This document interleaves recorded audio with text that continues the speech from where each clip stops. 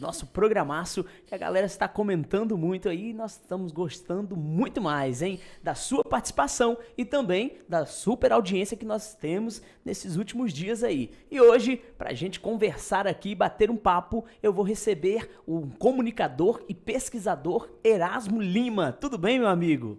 E aí? Boa noite, Del. Boa noite, telespectadores, né? Podemos Bem, chamar assim, né? Boa noite, nosso amigo Eduardo aqui da operação. Estamos aqui para bater aquele papo tranquilo. Que bacana, bacana. E, Erasmo, antes da gente iniciar aí os diversos assuntos aos quais você tem profundo conhecimento, eu gostaria de conhecer um pouco sobre você, sobre a sua história, onde que você nasceu, de onde que você veio. Então, Del, na realidade eu sou nascido em São Domingos, que fica entre Itauninhas e Santa Maria. Ah, sim. Né? Eu sou nascido ali. Na minha São época, Domingos é o que? É distrito? É uma localidade, né? É uma localidade ali, um povoado, né? E eu me lembro que na minha época de escola, o pessoal queria me gozar e falava assim, que nada, rapaz, você é de Itauninhas. Aí eu né, gozando assim, eu gozava a mim mesmo na época. Falava, não, eu sou pra dentro de Itauninhas, eu sou de São Domingos.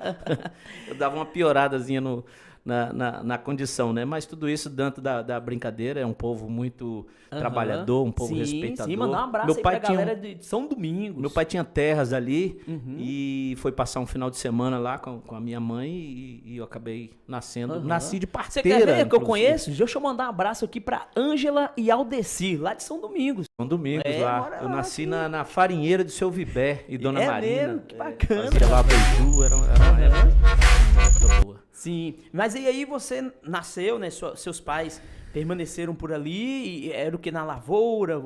Não, meu pai tinha comércio na época, chamado Secos e Molhados. Né? Que nome sugestivo, cara. Na época era. Mexia com o quê? Secos e molhados? Era tipo uma mercearia que vendia de tudo. Ah, tá. Que tinha de tudo. Bacana. Né? Uma mercearia. E posterior, meu pai acabou mudando para São Mateus e depois para São Paulo, depois para o Belém, Paragominas, né? Sim. Então a gente já deu uma rodada boa por aí. E aí, como é que você veio aqui mais pro centro de São Mateus? Então, na realidade, a minha avó morava aqui, né? A mãe da minha mãe. Sim. E como família, né? Muito apegada e tal. Minha mãe sempre vinha muito pra cá e a gente foi sendo criado mais aqui, inclusive. Eu passava muito tempo em São Mateus. Você estudou aqui nesse lado de cá? Você estudou Cheguei a estudar em Tauninhas até mais ou menos, acho que a quarta série, né? Antiga quarta série. E depois acabei vindo para São Mateus. Depois meu pai mudou para São Paulo e a gente acabou indo para lá. Mas aí você foi para São Paulo, então? Antes de ir para São Paulo, teve Paragominas, que meu pai também tinha umas terras lá em Paragominas. E a gente foi para lá. Na época era até chamado de Paragolama, de tanto que chovia lá. Né? Mesmo? Lá era chamado de Paragolama. Nossa. Lá em Paragominas, segundo consta, até hoje é assim, todo dia chove. Chove direto assim? Lá chove muito, né? Rapaz. A região ali do Pantaneira, né? Mato Grosso, Rondônia, Belém. Então, o próprio Manaus, aí né? Chove então, bastante, né? Aquela região ali chove muito, né? Sim, aí vocês voltou pra cá, pra São Mateus, com quantos anos, mais ou menos? Você lembra? Que eu vim pra São Mateus... na minha primeira vinda eu já tinha 14 anos de idade, que foi quando eu tive a minha primeira carteira assinada. Foi da separação do meu pai com a minha mãe. Eu acabei virando o chefe da casa muito cedo, né? É mesmo? Teve que assumir ali já as despesas? Sim. Eu tive carteira assinada com 14 anos de idade e tudo que eu ganhava dava para minha mãe. Pra gente poder ir construindo ali, né? Meu pai teve essas terras, mas depois ele se meteu em algo que perdia muito dinheiro. Ele se meteu com 3 coisas que quebram o sujeito, né? Com jogo apostado. Bicho, aí não tem jeito não. Com política, que ele colocava do próprio bolso, né? E com mulheres fora do casamento. Ele apoiava muito os candidatos? Não, ele foi candidato. Ele foi candidato? Meu pai perdeu uma eleição para vereador por 2 votos. Caraca. Na ocasião, rapaz, né? E então ele tomou do coração, né, cara? E ele tomou assim uma certa antipatia na ocasião por conta de que ele conta muito a respeito de traição, né? Que amigos que tinham... sim, isso acontece muito ainda política, mais, né? Naquela época, então, a traição... Em qualquer época, a traição dói, né? Mas numa época dessa aí, porque você perdeu uma eleição por 2 votos... Puxa, triste. Aí, essa foi a sua primeira vinda pra cá. Ele era de Itauninhas, né? Então, o reduto dele ali era Itauninhas. Posterior, Itauninhas acabou fazendo o vereador, que era o chamado Antônio do Cartório, né? São Antônio do Cartório. E agora tem Israel lá, né? Que é de Nova Lima. Naquela região ali, na região ali. Inclusive, Nova Lima, tem um nome de Nova Lima. Meu sobrenome, né? Lima, né? É verdade, rapaz.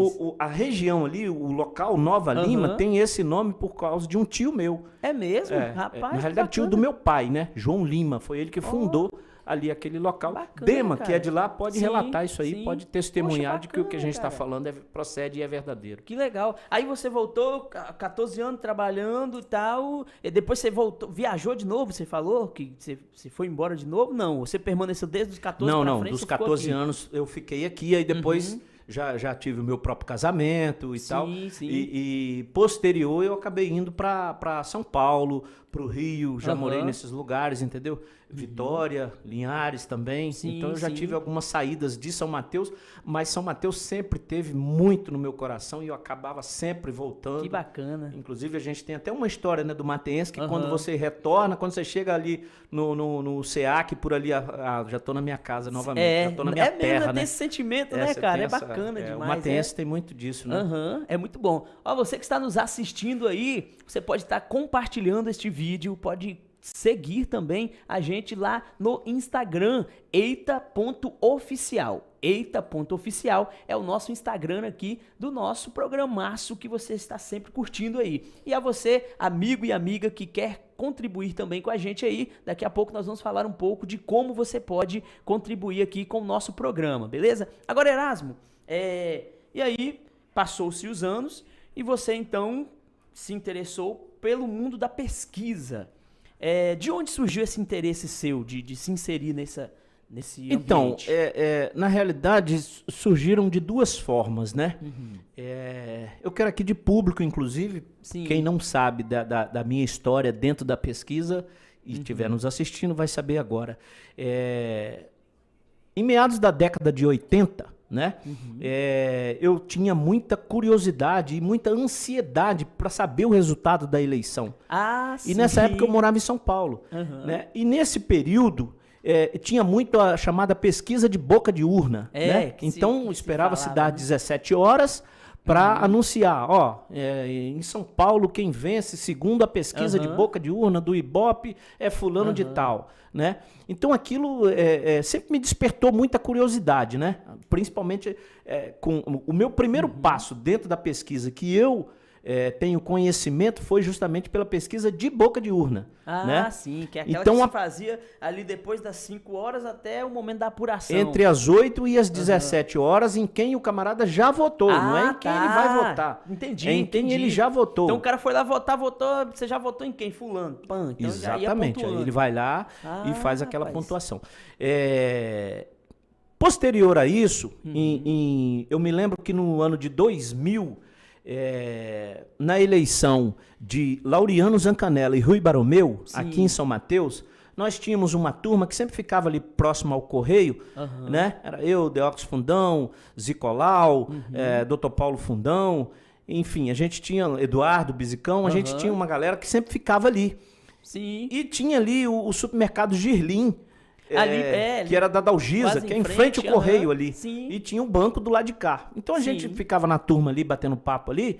Eu me lembro que foi mais ou menos numa quinta-feira. A eleição era no domingo e tava aquele bate-papo ali, aquela tema de quem queria vencer a eleição. Tinha até aposta de dinheiro ali e tal. E o Zicolau, nosso amigo Zico, né? Saudoso Zico, falecido agora em setembro, dia 29 de setembro, fez 2 anos que ele faleceu. Um grande amigo que eu perdi e que me faz muita falta, inclusive. O nosso amigo Zico, ele pegou uma folha de papel A4, colocou numa prancheta, atravessou a rua e ficou sozinho do lado de lá, perguntando em quem que a pessoa em quem que a pessoa ia votar. Pesquisando. Né? Ele pesquisou mais ou menos umas 60 pessoas, mas não disse nada a gente que ele estava fazendo isso, não. Apenas atravessou para o lado de lá, nós ficamos do lado do Girlim e ele do lado de lá no Correio. Quando ele voltou, ele contabilizou o que ele tinha de entrevistas, né? E fez ali aquela contabilidade. Ele falou assim, vence a eleição Laureano Zancanella. Rapaz! X% e Rui Baromeu vai ter X%. No dia da eleição, por incrível que pareça, deu muito próximo daquilo que o percentual que ele falou, né? Exatamente. Caramba. Então aquilo me despertou. Juntou o que eu tinha de curiosidade e de ansiedade para saber o resultado da eleição da pesquisa de boca de urna, com esse movimento feito pelo Zico. Sim, que eu fui né? impressionado ali, aí... Isso em 2000. Em 2004, eu repeti esse mesmo movimento. Você fez a mesma ação mas dele. Aí também não falei com ninguém. Sim. Somente 2 pessoas souberam disso. Na eleição de 2004, não sei se você se recorda, sim, foi Laureano e Carlinhos Lírio. Eram 5 candidatos, mas os principais oponentes eram Laureano e Carlinhos Lírio. E ficou aquela celeuma ali de quem venceria a eleição. No domingo da eleição, eu peguei, igual o Zico fez, e eu tinha uma moto e eu fui a alguns colégios eleitorais, né? Eu fui ali na porta do Estadual, na porta do Polivalente, no João Pinto Bandeira, no antigo Colégio Nacional, que hoje é a faculdade FVC, né? E fiz ali algumas entrevistas. Liguei para o vice-prefeito de Laureano, na época, que era o Paulo Roberto. Que era o Paulo Roberto Martins. Paulo Roberto era o... Não, Paulo Roberto Ferreira. Paulo Ferreira. Que depois veio a ser deputado estadual. Liguei para o Paulo Roberto e falei, Paulo, eu já entrevistei X pessoas e está dessa forma. Sim. O Paulo, sagaz como é, né? Ele me deu outra coordenada. Ele falou assim, vá aos nossos pontos críticos, então, para a gente ver. Aí ele me direcionou para ir ao SEAC e ao bairro litorâneo. Ah, sim. Vai lá 2 extremos, né? Isso, vai lá e faz 40 entrevistas em cada local. E dessa forma foi feito. Quando deu por volta de meio-dia, eu fiz toda a contabilidade do que eu tinha em mãos, né, de entrevistas, e fez ali a radiografia. Liguei para ele e falei, Paulo, se não me falha a memória, o número estava dando 52-38, né, para Laureano. Paulo Roberto virou para mim e falou, eu não esqueço isso nunca. Paulo Roberto virou para mim e falou bem assim, pode deitar e dormir seu sono da tarde tranquilo, tá ganha a eleição. Desse jeito. É mesmo? Tá ganha a eleição, não precisa nem entrevistar mais, porque já estava... Sim, já tinha um termômetro já bastante aquecido. Principalmente, né, pelo termômetro do SEAC e do litorâneo, né? Que eram pontos críticos, que talvez o Laureano pudesse perder ali naquele local, né? E assim foi feito. Aguardamos o resultado por volta de 19 horas, mais ou menos, que a votação época ainda demorava um pouquinho mais, né? E deu basicamente aquilo que a gente tinha feito. Aproximado percentual. Muito próximo daquilo que a gente tinha. E dali para frente eu comecei a tomar gosto. E aí eu fui para São Paulo, fiz curso, né, no Ibope, né, no Datafolha, enfim, todos esses lugares eu já estive lá aprendendo, Vitória também, com muita gente, né? Tem o nosso amigo aí, talvez esteja nos assistindo, nosso amigo Ronaldo Cassundé, já fiz cursos com ele, gente boa. Fiz N cursos e simpósios, fiz com Carlos Manhanelli em São Paulo, tinha eu e mais 58, nós éramos em 59 alunos, com Carlos Manhanelli, que é era o guru da política do Brasil, inclusive faleceu agora há pouco tempo, é o saudoso, porque ele faleceu de Covid há pouco tempo, mas era um mestre maravilhoso, né? E nos ensinou muito a respeito de todos os meandros da política e da pesquisa eleitoral em si, porque muda muito o comportamento de um eleitor para o outro, né? E eu inclusive, costumo dizer que teve uma cidade que eu fiz uma pesquisa que no meio a gente tem algumas perguntas, os outros institutos acho que não trabalham dessa forma, eu gosto de trabalhar assim. A gente tem algumas perguntas que é a chamada pergunta de quebra. O resultado daquela questão não nos interessa em absolutamente nada.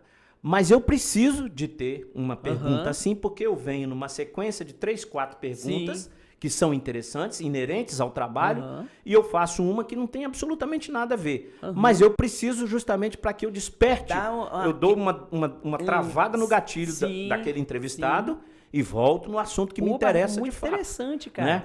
Eu já coloquei, por exemplo, qual é o time que o senhor torce.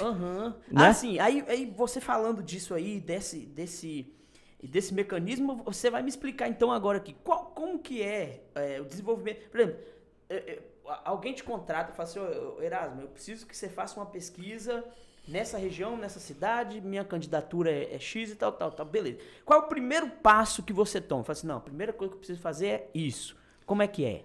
Então, porque existem 2 tipos de pesquisas, né? Existe a pesquisa qualitativa. Vamos falar das duas aqui. Né? Existe a pesquisa qualitativa e a quantitativa. Sim. O nome já diz, né? Quantitativa, é de quantidade. Né? Na quantitativa, eu preciso saber quantas pessoas pretendem votar em você. Sim. 40%, 50%, 35%. Né? Então, é a quantidade. Na qualitativa, é por que ele vota em você. né?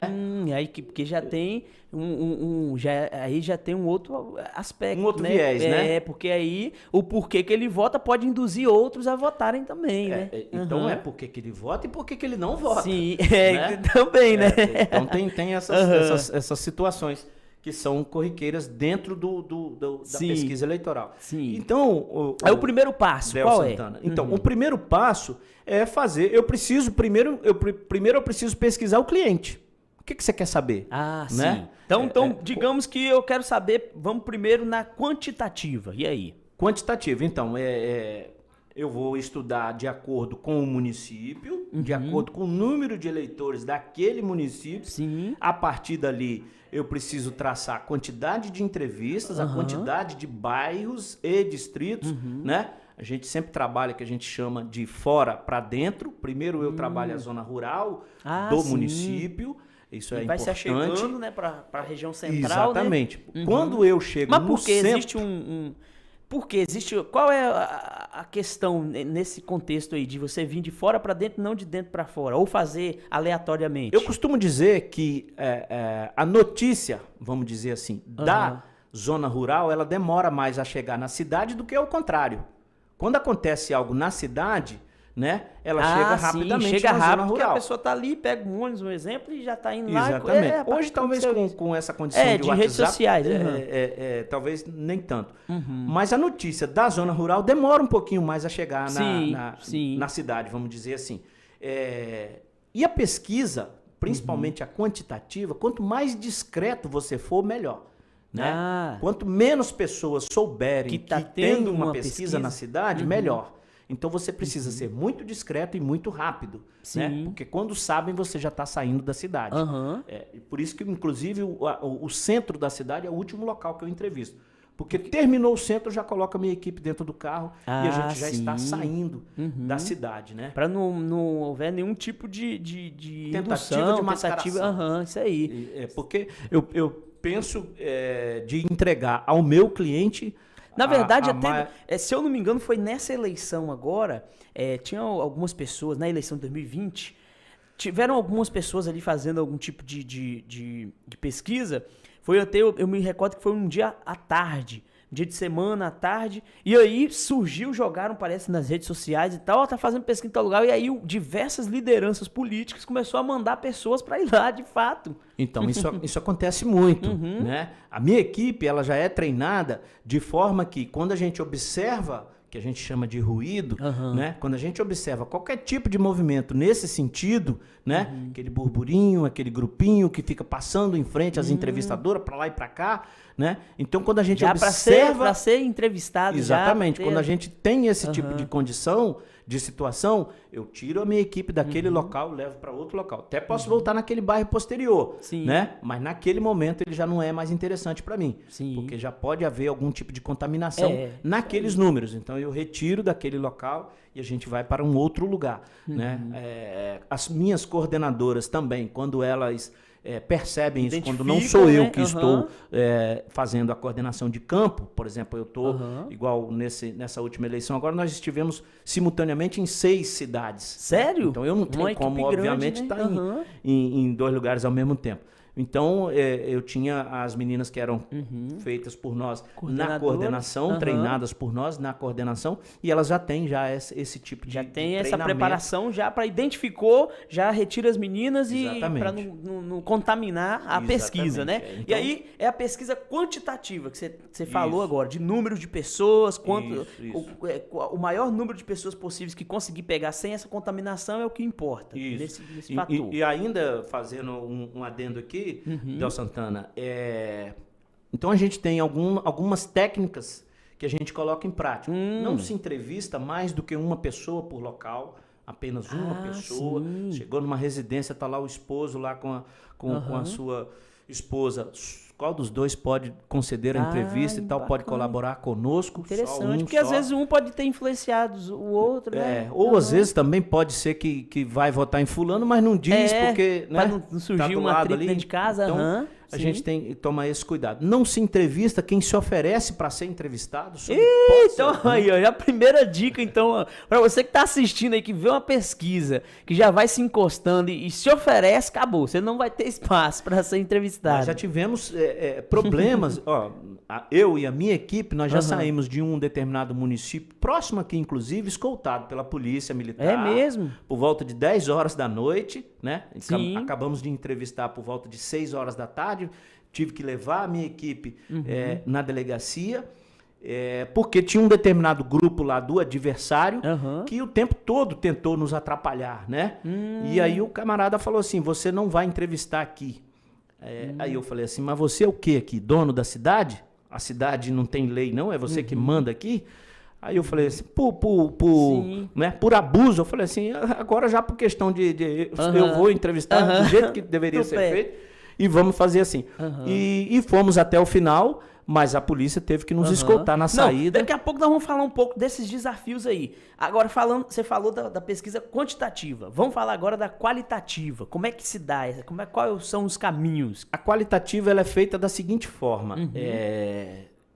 Tem as camadas sociais, né, que você precisa ter dentro de um determinado espaço, geralmente com câmeras, porque essas câmeras, essas pessoas que vão ser filmadas, em média são 10 pessoas, 10, 12 pessoas, às vezes 8, dependendo do município, né? Então, na realidade, é feito um questionário e você trabalha muito com o emocional daquele entrevistado. Sim, você tenta entrar você tenta questões. Pegar essa... Você vai muito na questão prática, não, né? Como é que tá isso, como é que tá... vai mais no emocional. Você observa muito as reações dele diante daquela pergunta. Né? Se é a pergunta número 1, 2 e tal. Então você vai observando ali, geralmente tem alguns outros profissionais junto, tá? Psicólogo, sociólogo. É verdade?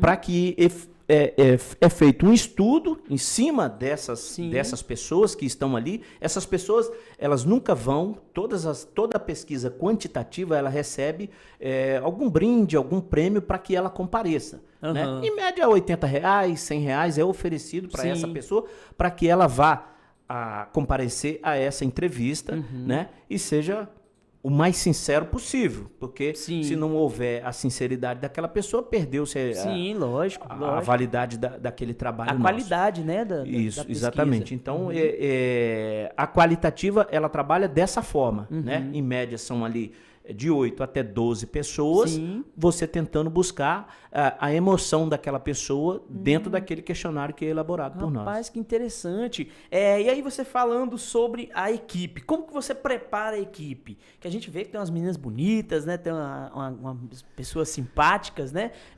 Como que você prepara? Como é que você escolhe primeiro e depois como que você prepara essas moças?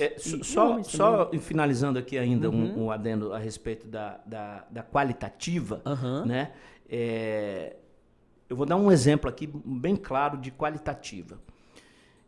Em março do ano de 2018, eu publiquei um artigo num determinado jornal, e nesse artigo, era um tipo de pesquisa qualitativa. Nesse artigo, eu dizia que o eleitor de São Mateus, naquela ocasião, não estava se sentindo representado, né, pelas autoridades que foram eleitas pelo município, na ocasião o Freitas e o Jorge Silva.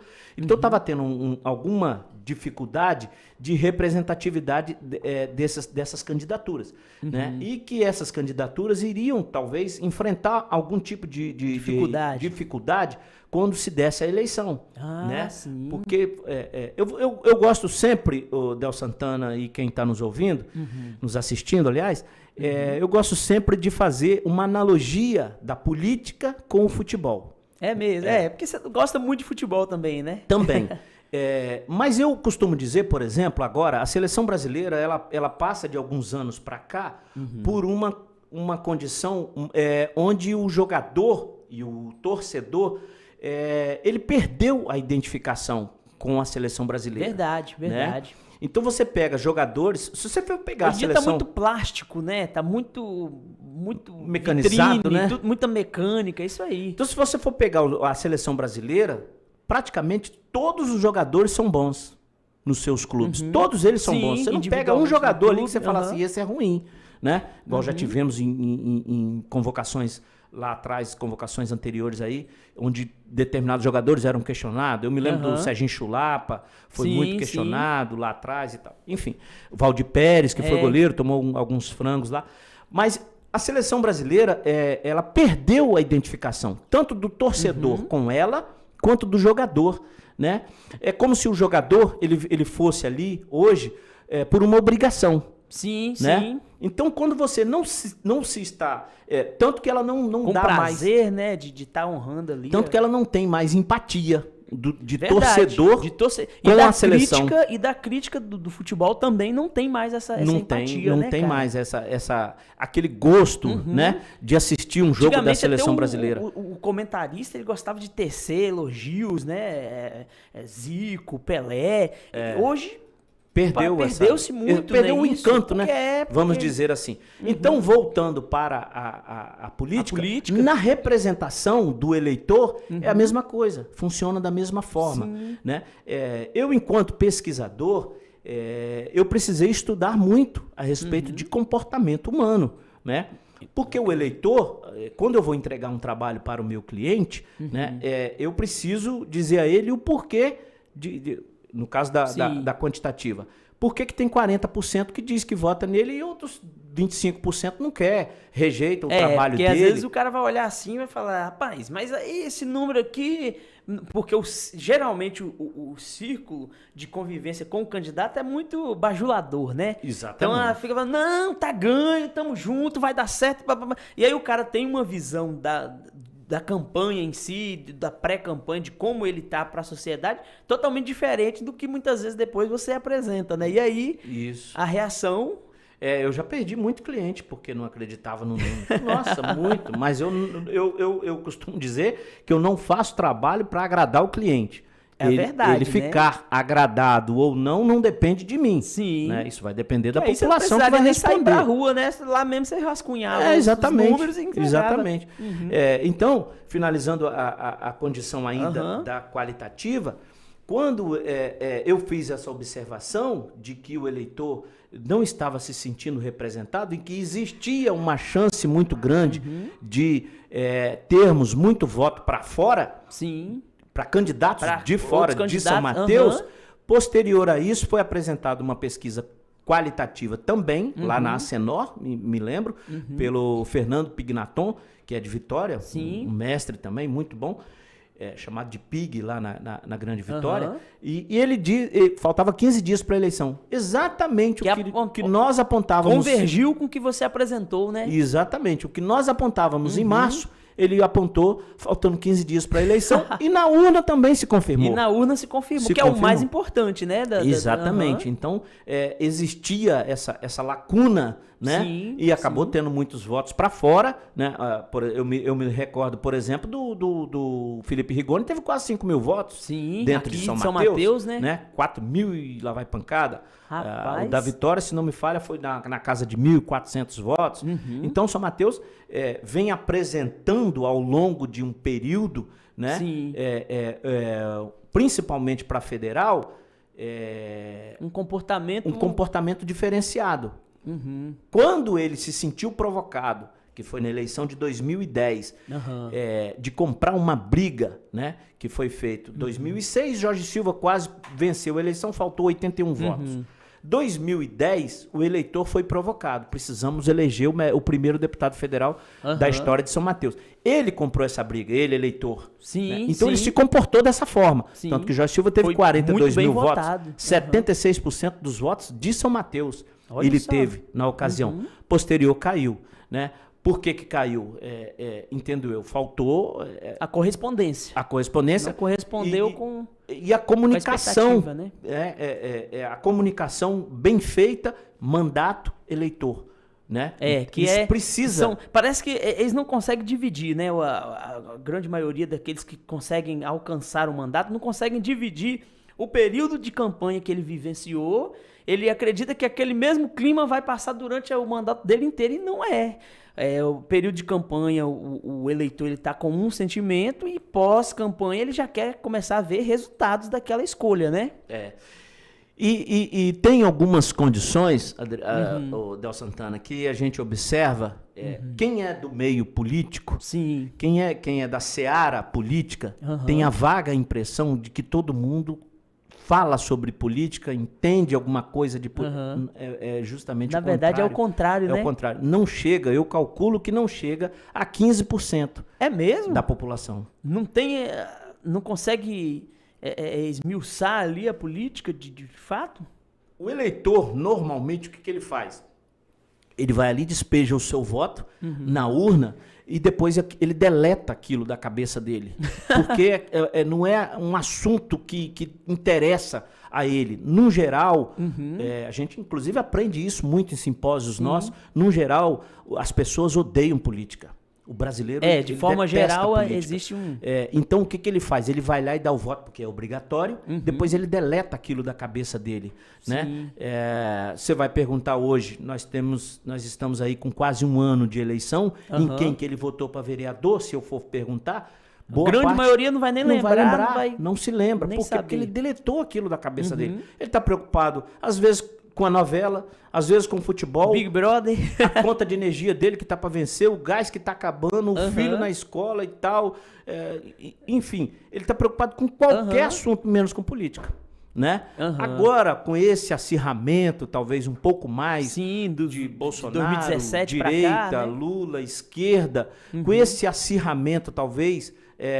passou-se a falar um pouco mais, principalmente por causa de rede social. Então tem muito disso aí. Mas, no geral, não é algo que ainda as pessoas continuam gosta. Aversas ainda à política, né? Exatamente. E aí, você faz, então, essas duas análises, quantitativas e qualitativas.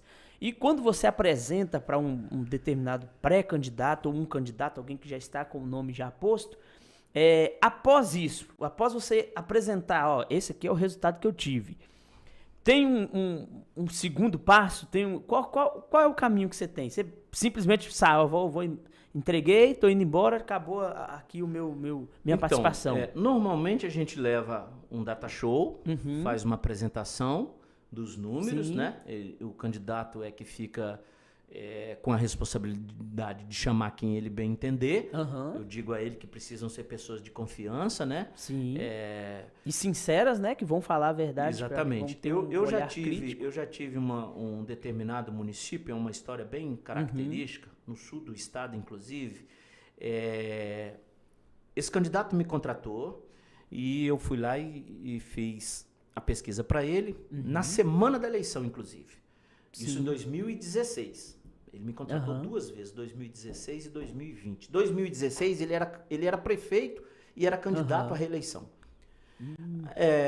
E ele me contratou, e aí, quando eu entreguei o trabalho a ele numa quinta-feira, uma pesquisa registrada, ou seja, para publicação, essa publicação ia ser feita na sexta-feira. Aliás, eu entreguei na quarta, ela ia ser a publicação na sexta. Na quinta, eu já estava em São Mateus, já tinha retornado para o meu município, e 7h pouco da manhã o telefone tocou, como era 028, né? Eu identifiquei logo, falei assim... Que era de lá, né? Dessa cidade. Mas até então eu nunca tinha estado com o prefeito, porque geralmente são terceiros que me contratam, né? E tal, faz todo eu nunca tinha estado acerto com ele, mas nesse dia quem me ligou foi ele. Aí ele falou assim, seu Erasmo e tal, bom dia, tudo bem e tal. Eu tô ligando pro senhor, o senhor fez um trabalho aqui para nós, e esse trabalho é para publicação, e eu me recordo dos números. O número era da ordem de 57% para o adversário. Nossa! E algo em torno de 20% para ele. Ixi, rapaz. Né? E eu entreguei a ele num dia, no outro dia a Tribuna de Vitória fez a publicação, um número idêntico ao meu, né? Que foi da enquete, um número idêntico. E aí ele virou para mim e falou bem assim, você entregou aqui, era para publicação, mas eu não posso publicar esse número aqui. E aí? Eu falei assim, chefe, Isso foi a população que respondeu. Eu não tenho como alterar isso. Aí ele falou assim, mas eu não tenho como publicar isso. Eu falei, não publica. Porque ele não tem a obrigação de publicar, sim, ok? Sirva-se como um instrumento interno para você modificar algum Exatamente. Aí ele virou para mim e falou bem assim, eu estou enviando um emissário aí para você. Eu posso contar a história, porque eu não estou falando o nome de ninguém, nem o município eu falei, né? Ele falou assim, eu estou enviando um emissário aí para você, ele vai levar mais 30 quilos de alcatra para você. Aí eu falei assim, deixa eu falar uma coisa pro senhor. Da minha cidade até a sua é longe, porque fui eu que fui aí, e da sua cidade na minha a distância é a mesma. Vai perder a viagem, eu não trabalho dessa forma, né?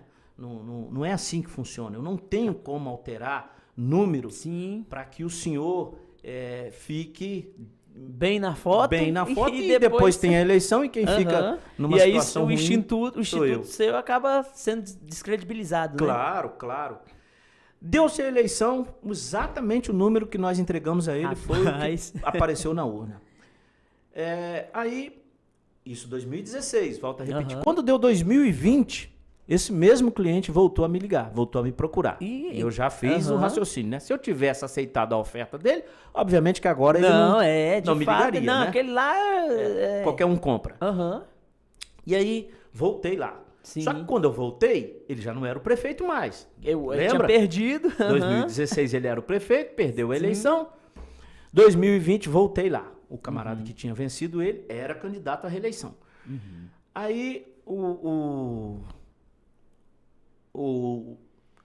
fiz o número, fiz o trabalho, entreguei, fiz a explanação dos números e, por incrível que pareça, o número se repetia. Nossa, de quantitativo?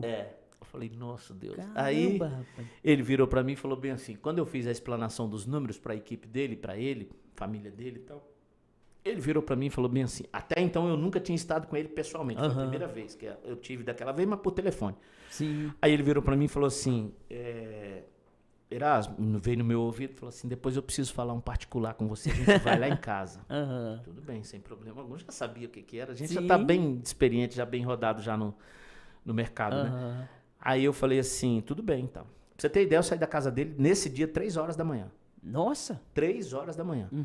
E fomos lá pra casa dele. Aí reuniu ele, a esposa dele, 2 filhos dele e um assessor direto dele. Aí ele falou assim, Erasmo, o que eu faço aqui? Eu falei assim, a minha obrigação enquanto pesquisador é explanar os números e mostrar para o que está acontecendo. Eu não tenho essa, né? A função de orientar o que ele precisa fazer. Até posso, né? Sim. Mas a pergunta dele era muito direta. Né? Eu imaginei o que ele estava querendo. Queria que você desse a receita do bolo para ele. E aí eu falei com ele assim, olha, como a sua pergunta é muito direta, e eu não costumo correr de responsabilidade, né? Eu vou responder. Espero que o senhor compreenda a minha resposta. Aí ele virou para mim e falou assim, pode responder. Eu falei assim, não seja candidato. Nossa, você falou desse assim, jeito. Tete a tete? Tete a tete. Rapaz. E a esposa dele firmou o olho. Aí você matou um sonho. A esposa dele firmou o olho em mim e eu entendi que ela queria que eu mantivesse aquela fala. Aquela posição. Aí eu falei com ele assim, deixa eu falar uma coisa com o senhor. Qual é o maior patrimônio que o senhor tem na sua vida? Aí ele olhou para lá, para cá, falou, são seus filhos, é a sua família. Investe esse valor que o senhor iria investir numa campanha eleitoral, investe na sua família. Aí ele falou assim, você está querendo dizer para mim que é impossível vencer a eleição? Aí eu falei assim, deixa eu falar outra coisa para o senhor. Lá na minha terra, isso se referindo aqui a São Mateus, lá na minha terra costuma-se dizer que em política eu só não vi boi voar, mas já tentou. Mas já até tentou. Né? Ou seja, em política não existe nada impossível. Pode até ser que o senhor vença a eleição, mas os números estão mostrando que é muito difícil. Existe um Aí caminho. ele falou assim, mas por que você está dizendo isso? A minha rejeição é alta? Ele apresentava em torno de 25%, até que dava para contornar os 25%. Falei assim, doutor, deixa eu falar uma coisa para o senhor. Quando um prefeito disputa a reeleição, o principal número a ser avaliado não é o quantitativo de voto que está apresentando para ele, né? No caso, a pretensão de voto. Pretensão de voto. Né? Intenção. a intenção de voto. Se ele tem 50% de intenção, se ele tem 60%, não é o principal número a ser avaliado. Quando um prefeito disputa a reeleição, a principal pergunta que se faz e que se deve avaliar é: de que forma o senhor avalia a atual administração? Ótimo, bom, regular, ruim ou péssimo? Se o eleitor está dizendo que está ótimo ou que está bom, qual motivo ele tem para mudar? Ele vai mudar, é verdade. Porque é mais difícil você fazer uma pessoa mudar o voto do que ela tomar uma decisão para votar. Né? Você já percebeu isso? O cara que ele fala assim: ei, Erasmo, rapaz, eu ainda não sei nem quem que eu vou votar. Se você fala assim: rapaz, vota no José Dendago, rapaz, vou votar porque sou seu amigo. Exemplo. Agora o cara que ele fala assim: não, Erasmo, mas o fulano fez um bom mandato. Aí pronto, aí se você for argumentar, acaba até piorando ainda a questão. Então, eu disse a ele assim: fulano de tal, que é o oponente, tem... Sabe quanto ele tinha? De ótimo e bom, somando os dois números, 52%. Nossa! Sabe quanto que ele tinha de intenção de voto? 51%.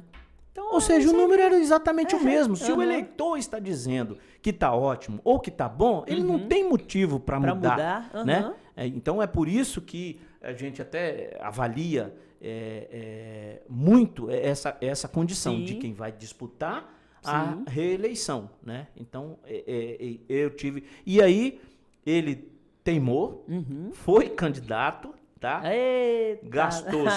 Aí não tem jeito, não. Gastou, segundo eu soube, em torno de 600 mil reais. Perdeu a eleição exatamente com o número que a gente tinha entregue lá. E isso faltando bem tempo. Ainda faltava acho que uns 2 ou 3 meses ainda para a eleição. Rapaz... Na teimosia dele, eu acho que a esposa dele, posterior, dormindo com ele, deve ter falado bem que aquele rapaz te falou pra você não disputar.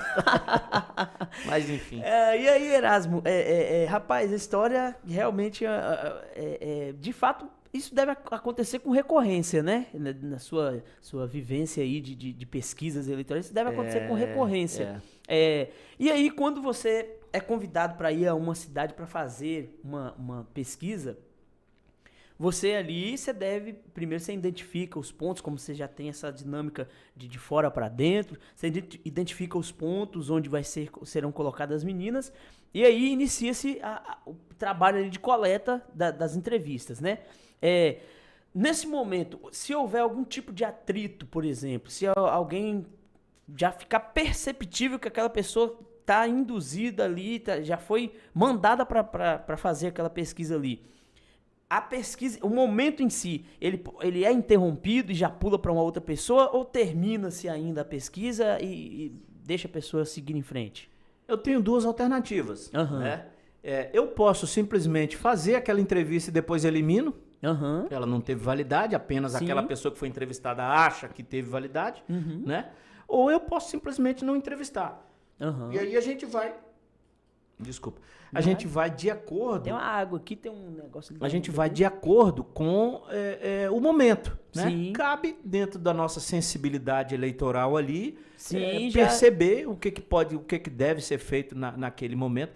Nesse município que eu falei que nós saímos de lá às 10 horas da noite, a teima deles é que eles queriam fotografar o questionário, né? Entendi. E aí depois eu falei, olha aqui o questionário aqui, ó. O que tem de diferente aqui, o que tem de indução dentro do nosso questionário que possa levar a sua equipe ou o seu candidato a imaginar que nós fôssemos beneficiar alguém ou não. Eu trabalho literalmente com a verdade. Pode ser que na eleição, por exemplo, eu trabalhei agora, por último, referente a 2020, eu trabalhei em 34 municípios. Nossa, muito, hein? 34 municípios. Rodou bem, hein? Sabe quantos municípios nós acertamos? 33. Nossa! 97% dos municípios que nós entrevistamos, nós acertamos os números. Percentual, mas tem uma margem de erro. De quanto? Não. Esses números que eu estou te dizendo, todos eles ficaram dentro da nossa margem de erro. Teve, inclusive, municípios... Vitória, por exemplo, eu trabalhei no segundo turno com a equipe do Pasolini, né? Eu entreguei o resultado, dava 57% para o Pasolini e 42% para o João Coser. Sabe quanto foi o resultado na urna? 58-43.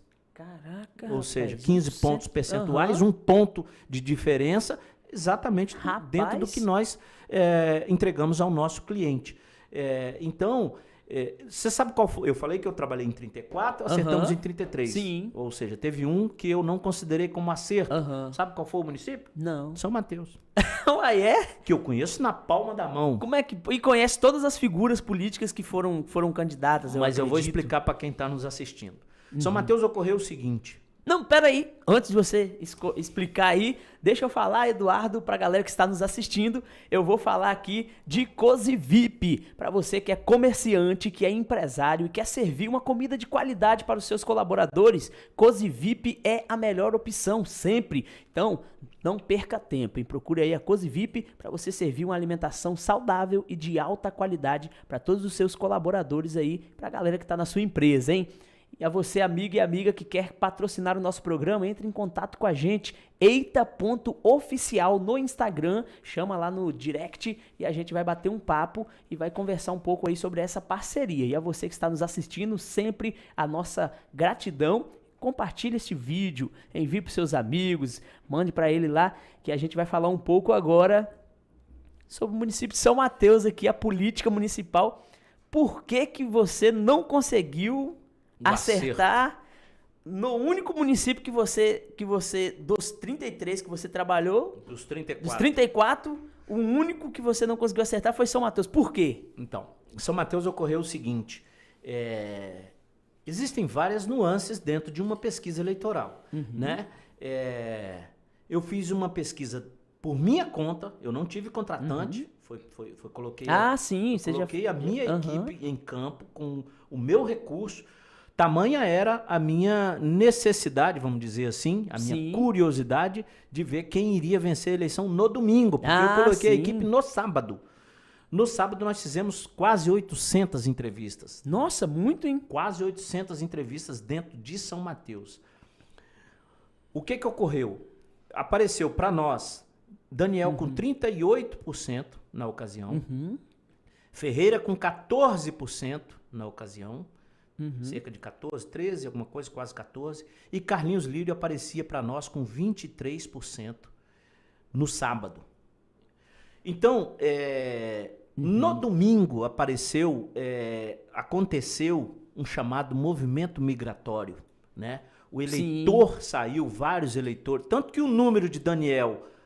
eu tô dizendo para você que eu não havia acertado em São Mateus, mas o primeiro colocado eu acertei. Eu disse que Daniel teria 38%. A margem ele teve 37,5%. Nossa, é mesmo. Né? O Ferreira continuou com o mesmo número que apareceu para nós no sábado. A única mudança foi o Carlinhos Lírio, que saiu de 23% e pulou para 33%. Ele subiu 10 pontos percentuais de sábado para domingo.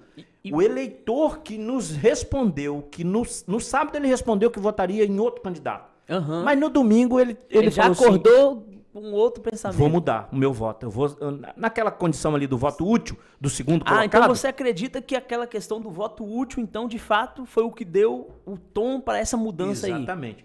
E você vai observar que o eleitor não saiu de Ferreira. Esse eleitor saíram de outros candidatos. O de Ferreira manteve. Saiu daquela linha de baixo ali. Exatamente. Saiu um pouquinho do Laurinho Barbosa, saiu um pouquinho do Eliezer, saiu um pouquinho talvez do Niles, né? Então saiu o voto de muita gente. E foi para Carlinhos. Quase que o Carlinhos ainda vira a eleição, né? Ele saiu de 23, ele subiu 10 pontos percentuais. O número de Daniel continuou exatamente, até perdeu um pouquinho de voto, que ele tinha 38, caiu para 37. Ele já tinha uma aderência de daquela questão, né? Então, quem acha que tá bom ou ótimo vai continuar, né? Exatamente. Então, o movimento migratório, a pesquisa não consegue pegar, porque o cara muda de opinião de uma hora para outra. O que de fato você acredita que foi que provocou esse movimento migratório? Foi apenas porque é muito subjetivo, né? O voto útil, mas o que foi?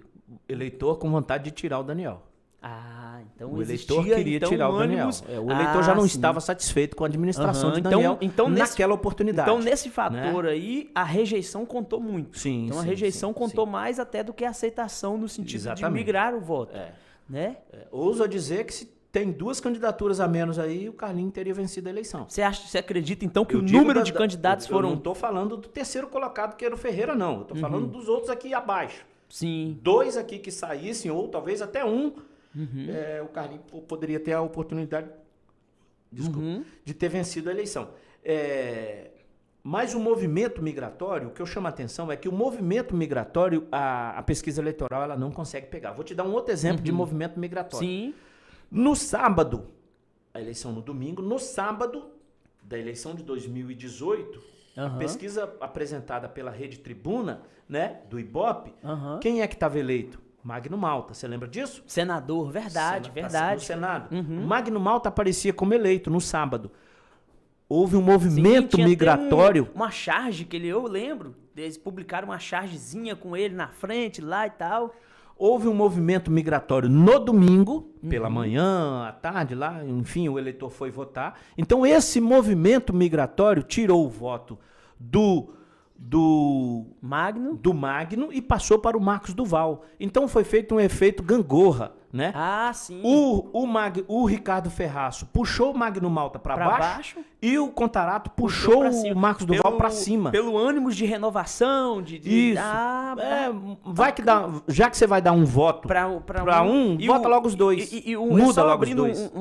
Um parênteses aqui, a estratégia do Contarato foi muito inteligente. Eu acho que da história de candidaturas ao Senado, acho que foi a primeira vez que eu vi alguém que dizia, você tem 2 votos para senador. O primeiro você pode dar para quem você quiser. Deixa o segundo para mim. E nessa? Eu acho que se ele usasse assim, o primeiro voto você já dá para mim, eu acho que ia sair presunçoso até demais. Exatamente. Mas foi muito inteligente, né? Então, e tem muita gente que fala naquela oportunidade que o Ibope errou. Não é o Ibope que errou. O movimento migratório, eu volto a repetir, a pesquisa não consegue pegar, porque o eleitor ele muda de ideia de um dia para o outro. O cara acorda de manhã, uma mulher, vou votar no fulano de tal, agora você também, vamos todo mundo junto nesse. Esse eleitor que respondeu para mim que votaria ou no Laurinho, ou no Elezé, ou em qualquer outro, no Niles, ele respondeu para mim no sábado. Quando foi no domingo, ele mudou de ideia. Ele dormiu, amanheceu, falou, não, eu vou mudar esse voto aqui, quem tem mais chance de tirar Daniel é Carlinhos. Então eu passei pro segundo aqui para ver se Carlinhos consegue chegar e tal. E aí, nessa questão do voto migratório ainda, por que você acredita, por que esses votos não migraram para o Daniel efetivamente? Porque, por exemplo, se mostrava-se na pesquisa, que haviam pesquisas já, inclusive a sua, que já mostrava que ele estava à frente. O Daniel.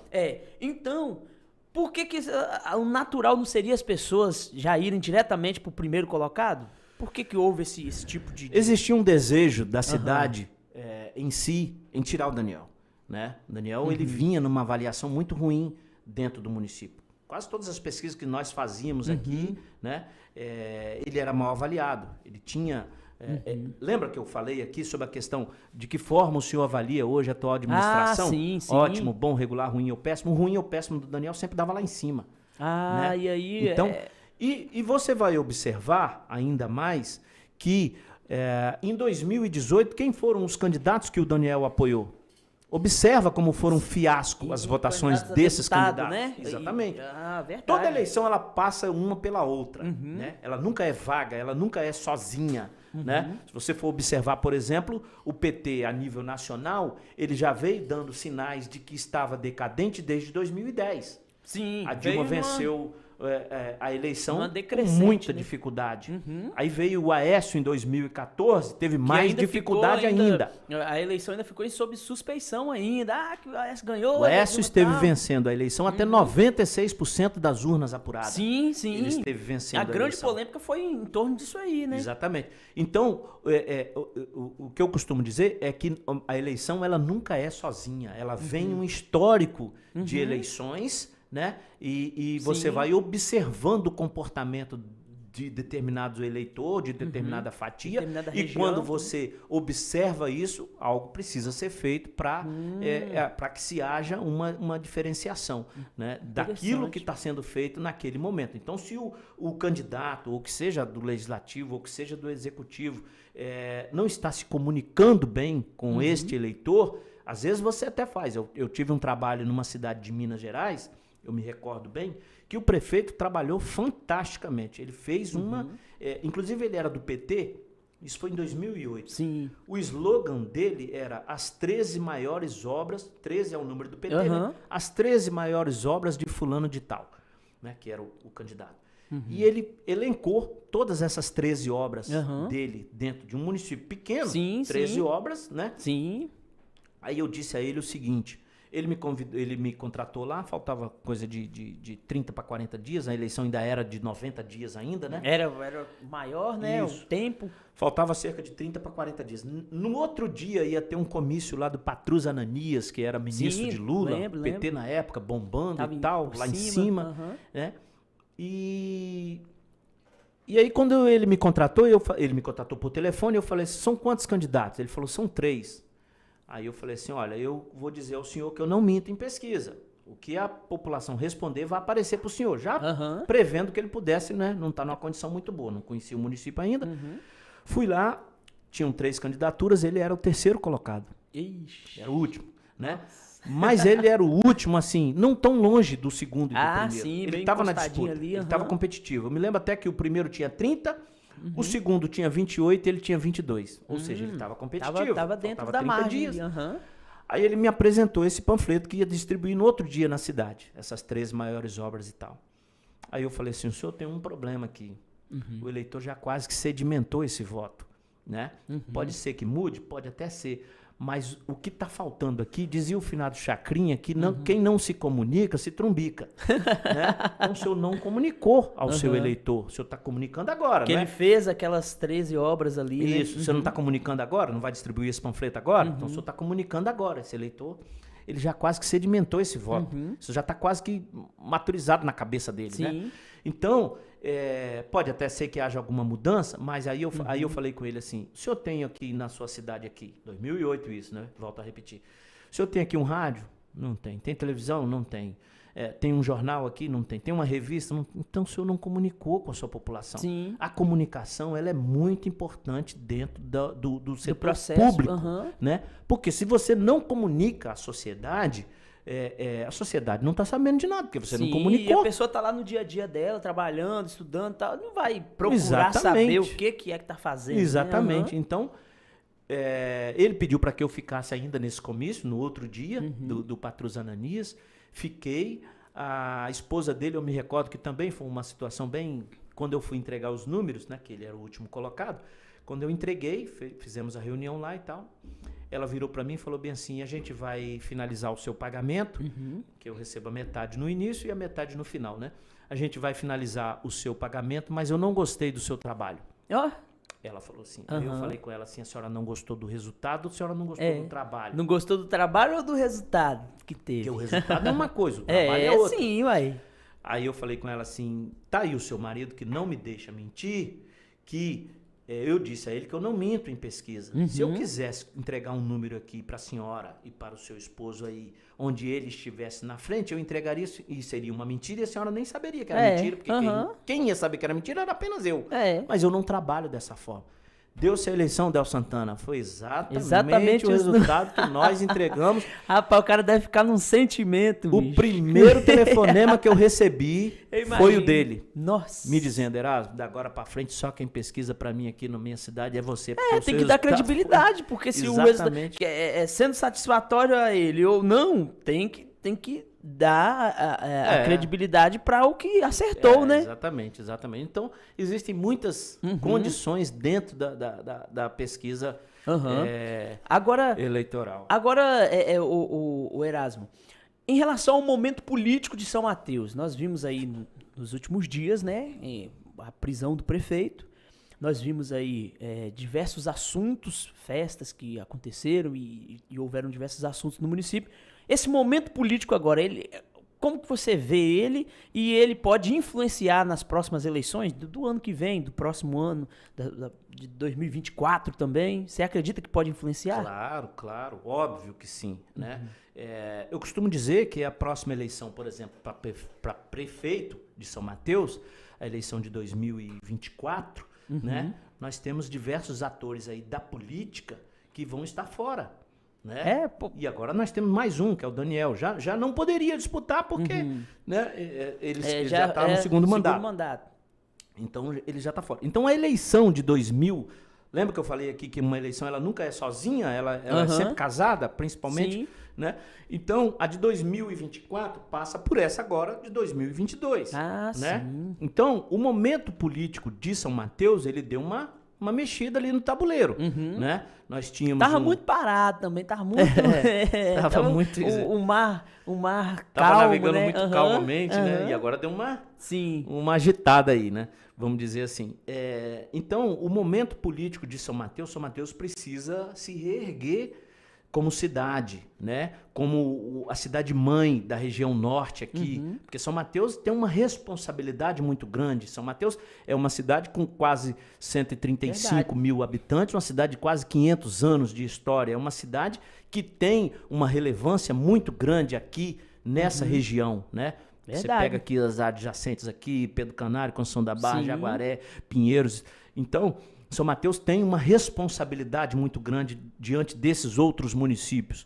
Né? São Mateus tem um hospital Roberto Silvares, que é referência para todos esses outros aqui. São Mateus tem uma universidade federal, né? Querendo virar universidade, mas a gente já chama assim dessa forma. São Mateus tem uma universidade federal. São Mateus, então... Tem o próprio Guriri, que recepciona gente de Minas, dessa região toda, né? Isso. E serve o comércio de São Mateus...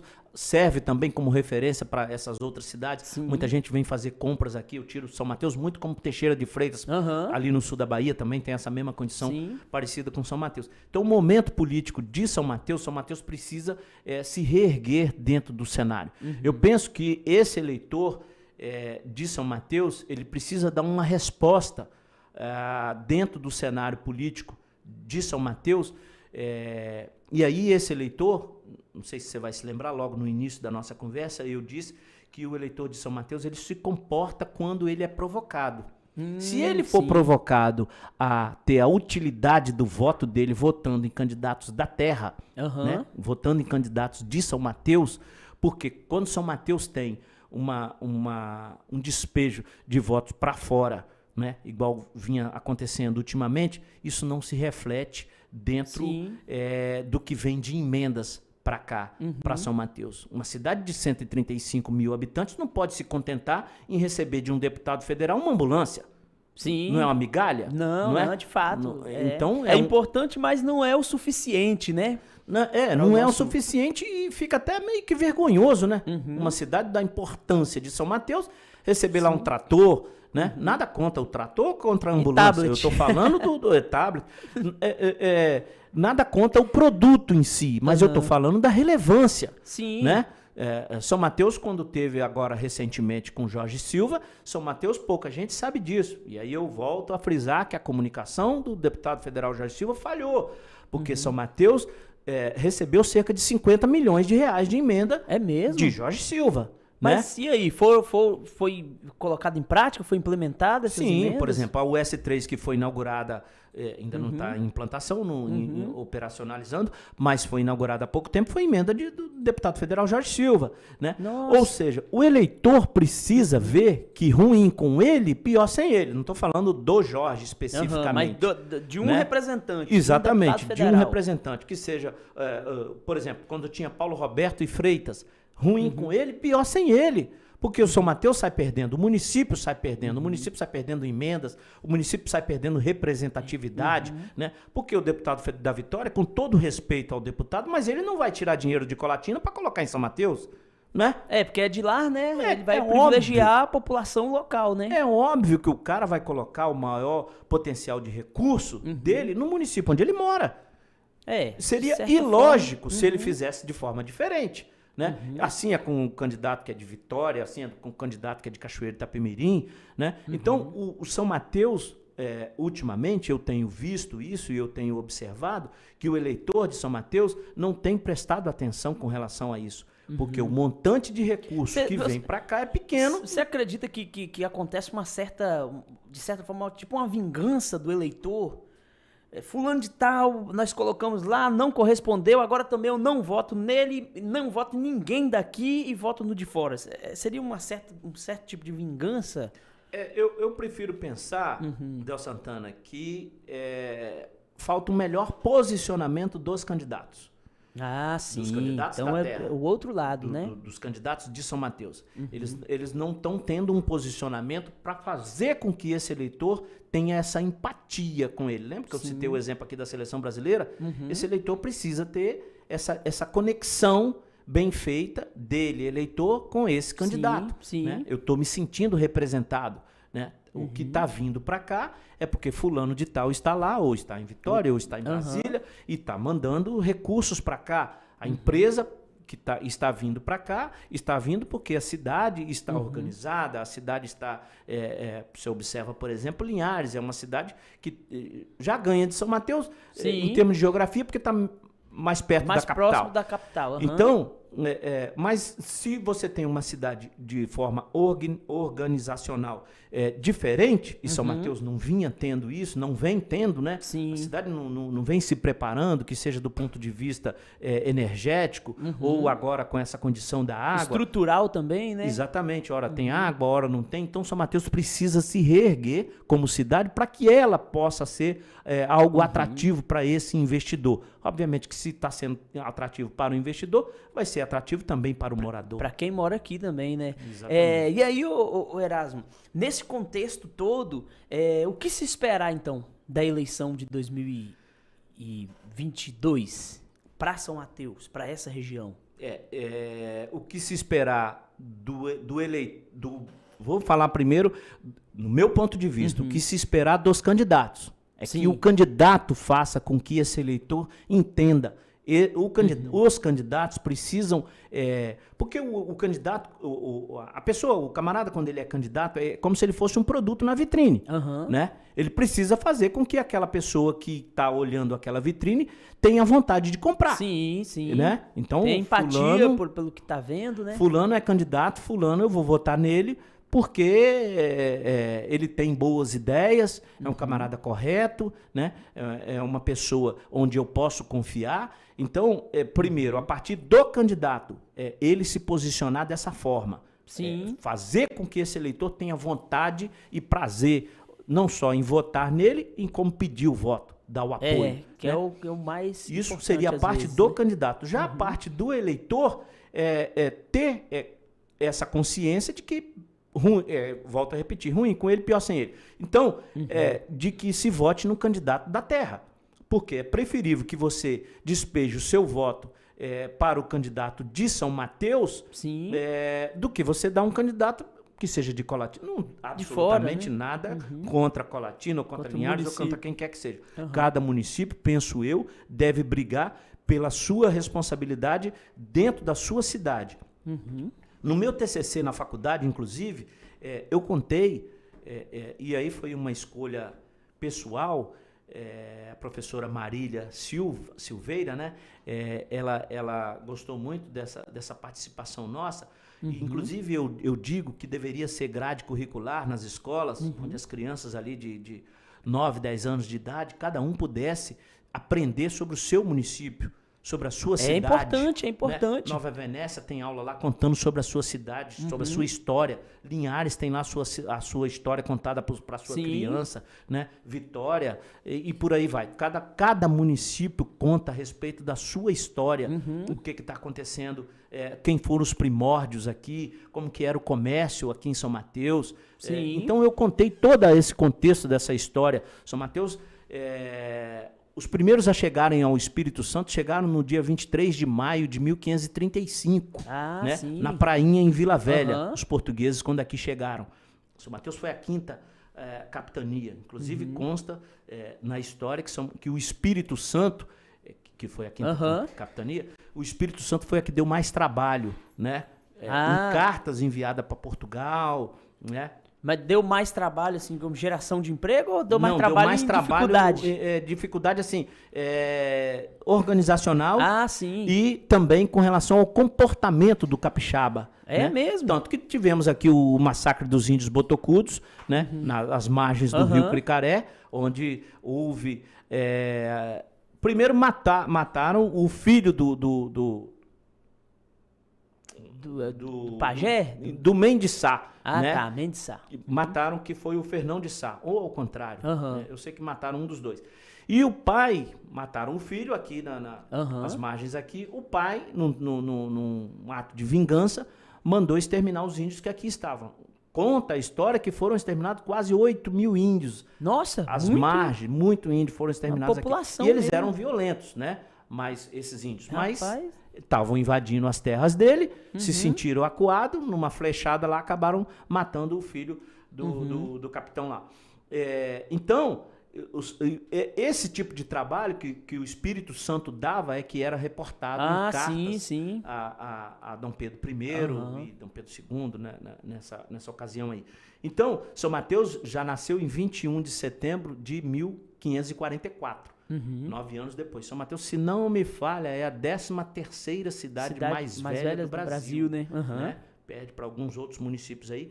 Mas, então, São Mateus tem uma história muito grandiosa dentro do cenário, seja do Espírito Santo ou seja do Brasil. Então, é preciso resgatar toda essa história. Então, esse eleitor precisa ter essa empatia pela própria cidade dele. São Mateus também recebe muita gente de outros municípios que vem morar aqui e acaba tirando o título de eleitor aqui, então acaba votando por aqui mesmo. Então ele não tem essa empatia pelo município, né? Essa responsabilidade, vamos dizer assim, entre aspas, né?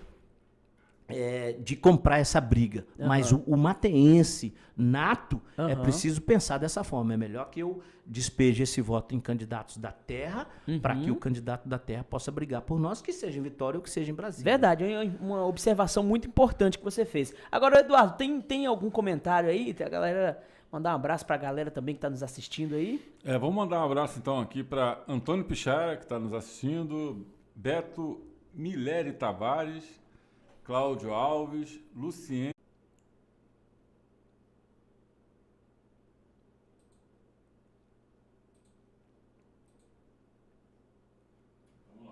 Pois nesse contexto aí, o Erasmo, e aí o município de São Mateus, ele acaba se tornando uma certa vitrine, né, em relação ao posicionamento geográfico que está em relação a esses outros municípios daqui, e daí vem o contexto estadual também, né, da eleição aqui. Como é que você vê também esse contexto estadual aqui do voto do eleitor mateense para o Estado do Espírito Santo? Então, Del Santana, nós tivemos aí essa condição aí da pandemia, né, onde diversos governadores aí travaram alguns duelos aí, né? E o governador Renato Casagrande, penso eu, ele teve um bom posicionamento com relação a este comportamento dele dentro da pandemia. Esse bom comportamento dele dentro da pandemia, isso é refletido, obviamente, na hora do voto. Né? Você acredita, então, as decisões de fechar o comércio, de exigir o uso de máscara, você acredita que isso pode refletir positivamente para ele? Exatamente. Eu penso que ele, de forma muito equilibrada, né, ele sofreu ataques de forma veemente. Né? A gente vai observar que era esquerdista, que é comunista, que é isso, que é aquilo outro. Então ele passou um período realmente delicado. Né? Mas ele manteve firme e, além de ter se mantido firme, ele foi um camarada, um governante muito equilibrado. Ele manteve ali o equilíbrio. Então, em momento algum, ele arredou pé. Né? Então, ele manteve a condição de um semi-lockdown, vamos dizer assim. Houve muita acusação assim, de abuso.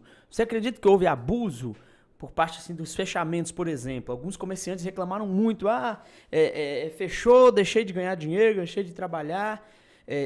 Para mim, isso foi abuso. E você acredita que houve excessos? Eu penso que foi um mal necessário. Era necessário naquele momento que se comportasse daquela forma. Né? Senão ele não conseguiria controlar.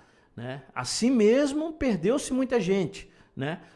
O Espírito Santo chegou, se não me falha a memória, o Roberto Silvari chegou a ter 98% dos leitos ocupados.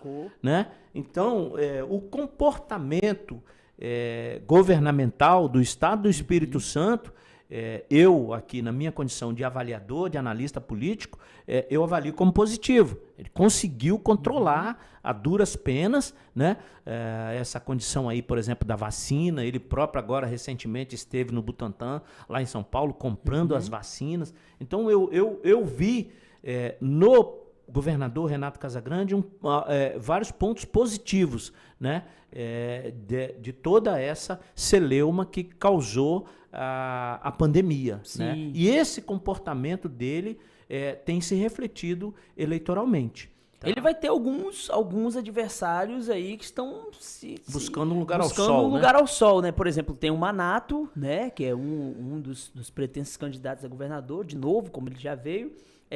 Há um movimento muito grande em torno de um novo grupo já existente, vamos dizer assim, que o Guerino, o Aldifas, o Eric Musso, que se movimentam ali talvez para definir cabeça de chapa e candidaturas acessórias, que é deputado federal, senador e tal.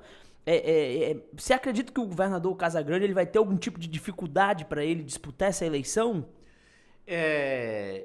Eu tenho observado, por exemplo, a candidatura do Guerino Zanon, a propensa candidatura, vamos dizer assim, né, do Guerino, ela vem ganhando um pouco de corpo, ela vem ganhando espaço, né? E eu observo, até a rede social, ela costuma nos dar um parâmetro muito grande, né? Quem puder, quem quiser fazer uma leitura mais aprofundada, sempre que prestar atenção em quem curte, em quem comenta, né? Isso é um indicativo.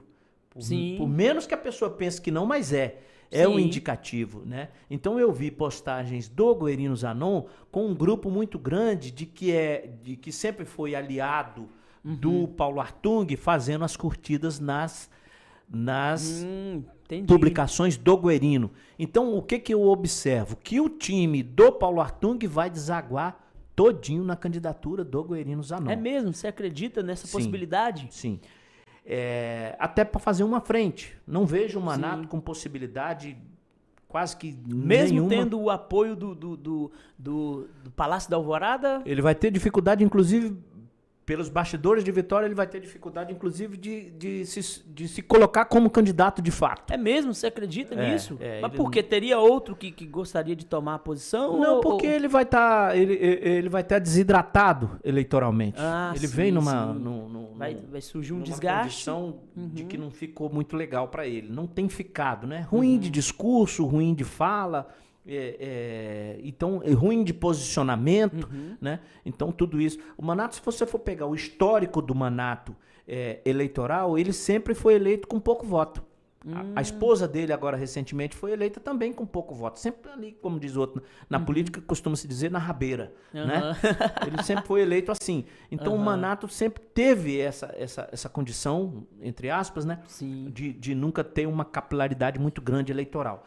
Então, eu não consigo ver ele se viabilizando dessa forma. Então, dá-se a impressão, a não ser que aconteça algo diferente, mas a disputa seria do Renato Casagrande com o Guerino Zanon. Mas aí a gente faz algumas observações. Sim.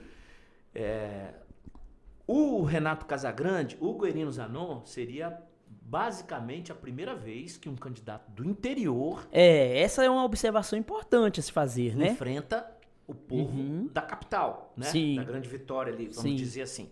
O Renato Casagrande, ele não é da capital, ele é de Castelo. Um município pequeno, mas ele se fortaleceu politicamente dentro após da capital. ter sido deputado, né? Isso.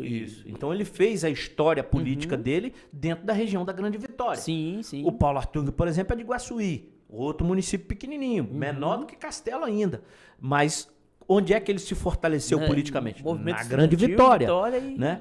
Já o Guerino, não. O Guerino iria para esse embate sem ser da região da Grande Vitória. Sendo genuinamente da região do Linhares, interior, do norte do estado. Exatamente. Né? Então, ele está prefeito, segundo consta, ele vai renunciar ao mandato agora em abril. Ele vai sair do seu mandato, né, de prefeito, para que ele faça essa disputa aí. Mas você acredita que o histórico dele vai beneficiar ele ou ele ainda tem pontos ainda que ele precisa melhorar para ter esse enfrentamento aí com o atual governador, assim, ter pelo menos uma chance de disputa? A chance de disputa dele passa por Paulo Artung. Pelo endosso da candidatura ele vai dele. Precisar da chancela e vai ter a chancela de Paulo Artung. Mas e aí como fica dentro dessa candidatura? Como fica o Paulo Artung então nessa história aí, sendo que ele até então seria um dos pretensos candidatos a governador? Não seria mais. Não vejo ele. Ele não viria para outro cargo? Não sei se ele disputaria para Senado ou se não disputaria absolutamente nada. Apenas daria esse endosso aí do Guerino Zanon. O Guerino Zanon, com certeza, que já teve, inclusive, essa conversa com o Paulo Artung, porque ele não iria estar se engraçar, né, como colocar o barco dele na rua, como diz o outro, se não tivesse tido uma prévia com o ex-governador Paulo Artung, que é uma águia muito grande, né? Todo mundo tem a sua admiração e o seu respeito pelo governador Paulo Artung. E o Espírito Santo, eu vejo que o Espírito Santo ganhou muito com isso, né? O Espírito com Santo, essa dobradinha que você disse? Isso. O Espírito Santo vem desde 2000, né? E 2002, com ou é Renato Casagrande ou é Paulo Artung. Então o Espírito Santo ganhou porque realmente os dois tiveram um equilíbrio muito grande dentro da gestão do Estado. E aí você observa ainda mais outros dois municípios. voltado bastante para a questão da área social, que é o Casagrande, e o outro mais para a área fiscal, para a área econômica, né, que é o Paulo Artung, né? Inclusive exportou alguns secretários para governo federal. Se você for observar, outros dois municípios, aí você já vai sair do Estado, outros dois municípios tiveram essa condição também, de ter dois gestores bons e com equilíbrio fiscal, com equilíbrio ali financeiro, de gestão social, que é o município da Serra, que eu considero que é o município que mais avançou dentro do Espírito Santo. O Aldifas e o Vidigal. Ora um, ora outro, dois bons gestores também, e o município de Linhares também. Ora com o Zé Carlos, ora teve com o Guerino, só teve um entravezinho com o Nozinho Correia, mas o eleitor sentiu novamente que tinha errado, né? E voltou com o Guerino, que faz um mandato fantástico. Há poucos dias eu até, num comentário em rede social, eu o parabenizei, como matenhense que sou, mas tenho todo o reconhecimento pela cidade de Linhares, que tem se tornado uma cidade belíssima e avançou grandiosamente aí dentro do Estado. Inclusive, nós fizemos até o convite já para o prefeito Guerino Zanon estar aqui com a gente.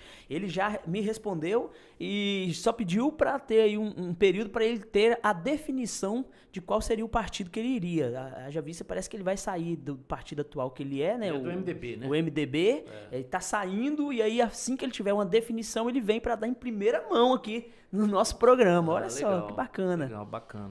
E aí, eu gostaria de fazer, gostaria de fazer uma colocação agora, tendo em vista aí com essa possibilidade do Guerino, né, vir aí a candidato a governador. Você acha que já tem algum agente político que está fazendo essa mesma leitura aqui em São Mateus e que possa estar de olho nisso? Na candidatura dele? Na candidatura do Guerino. Se tem alguém... Algum agente político que também está fazendo essa leitura e que quer se aproximar para fazer uma política em conjunto. É muito difícil, né, o Eduardo, essa resposta minha, porque, né, eu não sei quem é que está diante dessa condição. Agora, não resta dúvida que ele, por exemplo, em 2012, eu fiz um trabalho em Linhares, contratado por um candidato lá, e o Nozinho Correia pontuava na ocasião, 2012. Foi 2012? 2016. Foi 2012, isso aí. 2012, 16. O Nozinho Correia pontuava, faltando coisa aí de uns 20 dias para a eleição, o Nozinho Correia pontuava com 10 pontos percentuais à frente do Guerino Zanon. E eu me recordo que essa pessoa que me contratou, ele dizia o seguinte: o Nozinho, toda eleição, fica na frente, na reta final perde a eleição. E aí eu vou dar mais um adendo para quem está nos assistindo. E aí eu disse o seguinte: essa eleição me parece que vai ser diferente. Porque o eleitor está colocando sentimento. Quando o eleitor coloca sentimento no voto, dificilmente ele muda. Né? Então existe um peso para que ele saia, porque ele tá votando com sentimento. Né? Então, aí eu falei assim, só tem um porém. A campanha, e aí dentro dessa pergunta do Eduardo, a campanha na TV do Guerino Zanon de 2012 era fantástica. Eu rodei vários municípios, era a melhor que tinha no... De produção audiovisual. Nossa, era fantástica. Ele tem um programa eleitoral na TV muito bom, o Guerino, e também tem a condição financeira boa, né? Apesar de que o oponente também tinha, que era o Nozinho Correia. Mas a campanha dele pode ser que faça alguma diferença. Ele tirou, desses 10 pontos percentuais, o Nozinho Correia venceu com 3,5 mais ou menos. Ou seja, ele conseguiu tirar uma diferença ainda, né? Considerável. Mas o sentimento pesou, tanto que o Nozinho Correia acabou vencendo a eleição. Então, voltando nessa pergunta do Eduardo, o Guerino, ele sempre tem essa condição assim, de o serviço prestado para ele no campo político eleitoral tem que ser muito bom. Sim.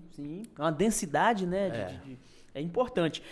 Agora, em relação agora ao país agora eu acredito que é um dos assuntos que mais dá... Já falamos da cidade, nós estamos seguindo, estado, né, subindo a escada. Agora vamos chegar em relação ao país hoje. Eu vou voltar um pouco pra gente ir contextualizando, depois você vai complementar. Nós vivemos diversos momentos no país. Teve momentos aí do militarismo e tal, aquela galera, a república, e foi indo, e foi chegando, teve a era Vargas, tal, Getúlio Kubitschek construindo Brasília, até que chegou naquele período ali, Lula tentando suas candidaturas, foi indo, e aí foi a partir daí dessas tentativas de Lula, efetivamente, que se iniciou, então, um certo revanchismo entre PT e PSDB. PT, PSDB, e foi indo e foi construindo, o Fernando Henrique Cardoso e o Lula tentando como candidato, até que se elegeu. Quando o Lula se elege, foi a oportunidade que ele teve de colocar em prática aquilo que praticamente a vida inteira dele, a vida política dele, ele passou dizendo, né? Fazer isso, questões sociais e tal. E ele, de fato, conseguiu implementar diversas questões sociais durante o seu primeiro mandato. Foi tendo ali a construção de uma identidade até, né, de uma forma diferente do que já vinha sendo praticado de gestão do país. E aí veio o Lula, ganhou o primeiro mandato. Segundo mandato, ele solidificou isso, porque ele já tinha a máquina na mão, o mecanismo era só replicar e dar continuidade daquilo. E ele consegue, então, eleger a sua sucessora, que era a presidente Dilma. E aí surge, naquele período ali, já vinha a discussão em relação a mensalão, aqueles, né? E no governo, já no primeiro mandato da presidente Dilma, já começa a ter alguma certa instabilidade com aquele modelo político que vinha sendo adotado. Na sua visão, naquele momento lá atrás, com a primeira eleição da presidente Dilma, o Partido dos Trabalhadores, ele precisava já começar a se reinventar, precisava ali já, a partir daquele momento, já começar a adotar novas práticas ou já estava no caminho certo? Eu costumo dizer, Del Santana, que o PT ele se perdeu no caminho, né? Dentro do seu mandato, ele acabou se perdendo. Houve uma... Se não me falha, o mensalão estourou, acho que em 2006. Mais ou menos nessa... Antes, inclusive, da eleição Sim. do ex-presidente Lula, da reeleição dele. Eu me lembro que teve uma entrevista com o Pedro Bial, Sim. lá em Brasília, tentando explicar sobre o mensalão. Mas ali, eu já via um certo problema de contaminação do PT. Né? Ali você já via problemas com o Guido Mantega, você já via problemas com o Palocci, você já via problemas com o Zé Disseu, né? Você já via problemas... Os figurões, né, do partido. Com o Zé Genuíno. Então, o PT se perdeu dentro dos meandros de Brasília. né? Então, esse condicionamento que o PT... É como se tivesse uma casa onde precisasse o guarda-chuva ser muito grande para abrigar muita gente, né? Sim. E ali no poder, todo mundo ali, eu quero a minha parte, né? Então vai mais ou menos por aí, penso eu. Então, essa contaminação, ela extrapolou. Ela foi... Saiu como se saísse, você tentasse segurar alguma coisa que não é sólido, né? Saiu entre os dedos ali e eles perderam o controle. Então, se você for observar... E isso não tem como você fazer que se faça isso dessa forma e fique sólido por muito tempo. Começa a ter problema. O presidente Lula, por exemplo, em 2006, ele já teve problema, né?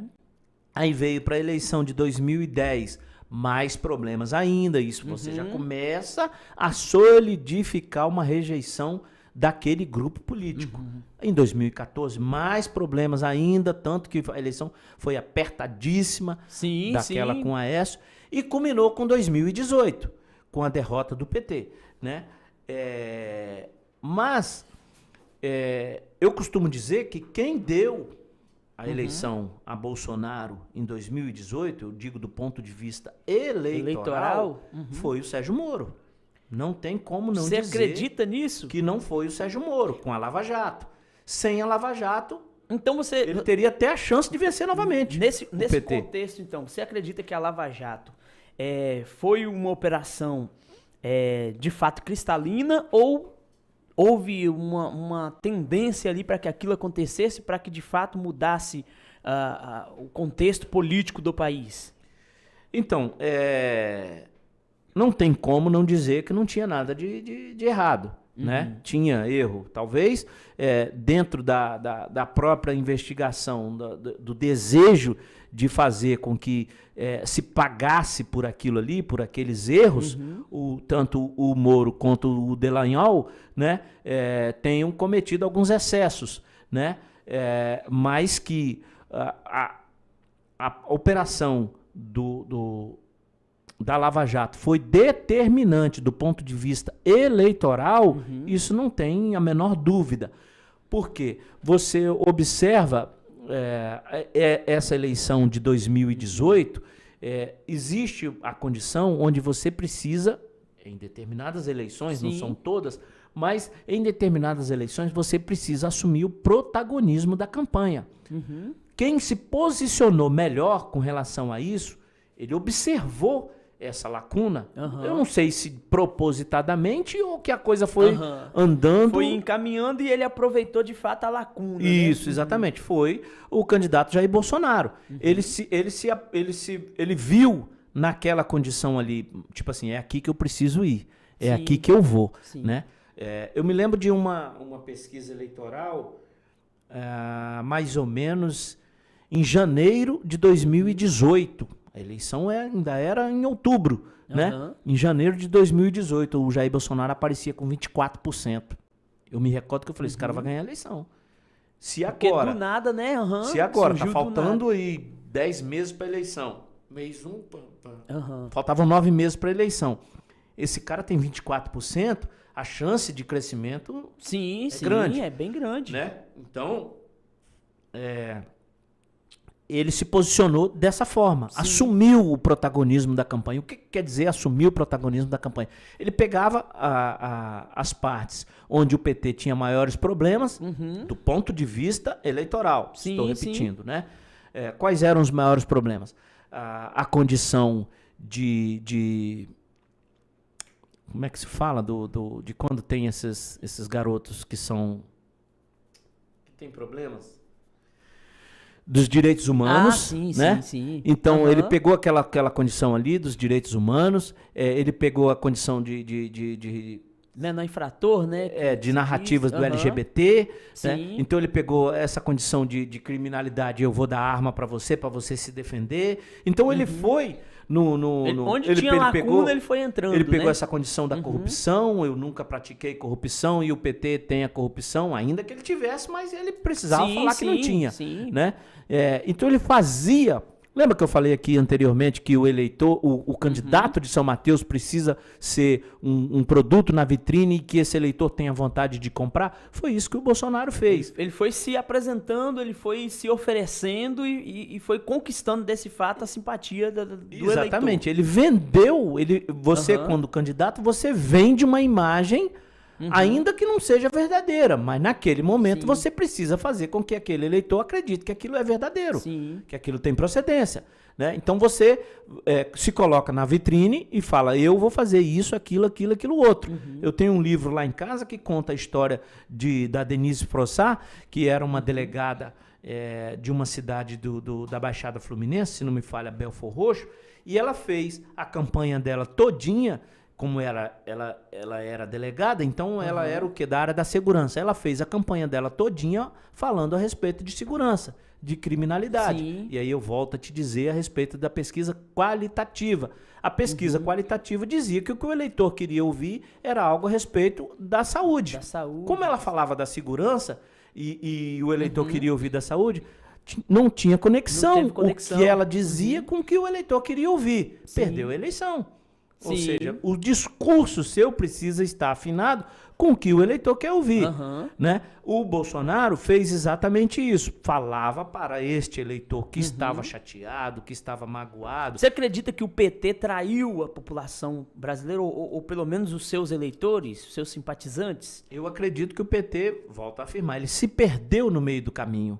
Né? É como se você estivesse indo daqui para Jaguaré, por dentro do mato aqui, e você se perdeu. Fosse parar lá em Nova Venécia. Você se perdeu no meio do caminho. Eu penso que da colocação do PT dentro do que ele precisa fazer na política, e é muito tempo, né? Você, de 2002 até 2018, seriam 16 anos. Só que perdeu o mandato, acho que em 2015, né? Que a Dilma foi cassada. Então foram 13 anos. Mas então é muito tempo para um grupo político para que ele se mantenha de forma correta, porque o poder ele é inebriante, né? O poder ele é sedutor. Então, dentro de toda essa sedução que o poder ele te leva a essa condição, você precisa ter muito equilíbrio, muita sensatez. Verdade. Né? Para que se mantenha durante aquele período longo, todinho, com todo mundo batendo na sua porta, todo mundo te convidando para festa, para isso, para aquilo, aquilo outro, e você se mantenha dentro desse equilíbrio aí necessário. E tem que saber se reinventar também, né? Para se adaptar esses novos movimentos, por exemplo, os quais o Bolsonaro entrou nas lacunas, né? Exatamente. Eu vi assim tinha assim uma demanda muito grande em relação à segurança pública, tinha assim uma demanda muito grande em relação a esses direitos, né, humanos que o Bolsonaro ele veio trazendo, e o PT ele não soube se reinventar na forma de tratar essas feridas, né, nesse caso. E aí chegamos então nesse momento que o país vive atual agora. Diversos conflitos entre Congresso Nacional, ao Palácio da Alvorada, e agora também com a intervenção incisiva do Poder Judiciário através do STF, tomando aí algumas atitudes até radicais, no sentido de mandar prender jornalistas, de prender personalidades da política, pessoas que comentam. Você acredita que isso também interfere no resultado da eleição do próximo ano? Tudo que acontece interfere. Tudo, absolutamente tudo. Às vezes um pouquinho mais, às vezes um pouquinho menos. Depende muito da intensidade do que aconteceu, né? E diante de tudo isso, você ainda tem a condição de se tornar, vamos dizer assim, conhecido, né? Eu costumo dizer que com todas as falácias do ex-presidente Lula, tinha duas coisas que ele dizia que eu considero como acertadas, essa fala dele, né? Que ele diz que, diferentemente de remédio, voto não tem contraindicação. De onde vier, está bem-vindo. De qualquer local que ele vier, o voto, ele está bem-vindo, né? E ele dizia mais também, tornar-se conhecido na política não é tarefa fácil. Né? É verdade. Ele dizia isso na ocasião, em 2010, se referindo ao Eduardo Campos, que sempre oscilou ali em torno de 8%, 9%, 10% dentro das pesquisas. Então, por mais que se fale, o que é tornar-se conhecido dentro da política? O tornar-se conhecido não é apenas o cara falar assim, eu conheço o Adriel, eu conheço o Del Santana, mas eu conheço, assim, do ponto de vista de que você me torne simpático a votar em você. Então, é isso que ele quer dizer. Sim, que motive, né, a pessoa a votar, né? Eu tive um curso que eu fiz em Niterói, no Rio de Janeiro, que o palestrante nos ensinou o seguinte: o voto ele tem 3 degraus, ele tem 3 passos a serem seguidos. O primeiro passo é a simpatia. Você precisa gerar uma simpatia para que eu vote em você. O segundo passo é a intenção do voto, né? E o terceiro é o voto, decididamente, de fato, que é no chegar domingo, lá, no dia da eleição, efetivamente, apertar os números. Eu fui lá e votei. Então vamos voltar lá no primeiro passo, que é a simpatia. O gerador de simpatia, por exemplo, se você for o candidato, mas eu não conheço você, né? Você não me conhece, então você quer vir buscar o meu voto, o meu apoio, mas você não me conhece. Então, se você vier diretamente a mim, fica, às vezes, um pouco meio seco ali, aquele meio frio. Mas você conhece o Eduardo, que o Eduardo me conhece. E o Eduardo é íntimo comigo. Então, o Eduardo seria o meu gerador de simpatia para que eu votasse em você. Então, você vai até o Eduardo vem até mim. Erasmo, eu queria que você votasse no Del Santana, é um cara bacana e tal. Então, na realidade, eu despejei o voto em você. Mas por causa do Eduardo. A pedido, né? A simpatia, a proximidade. Então, ele fez essa geração da simpatia. E depois ele fez a geração da simpatia, depois ele fez a intenção do voto. Então, eu tô com intenção já de votar em você. E no dia da eleição, eu votei em você especificamente. Então, voltando lá no nacional de hoje, né, tudo que se faz interfere no voto, né?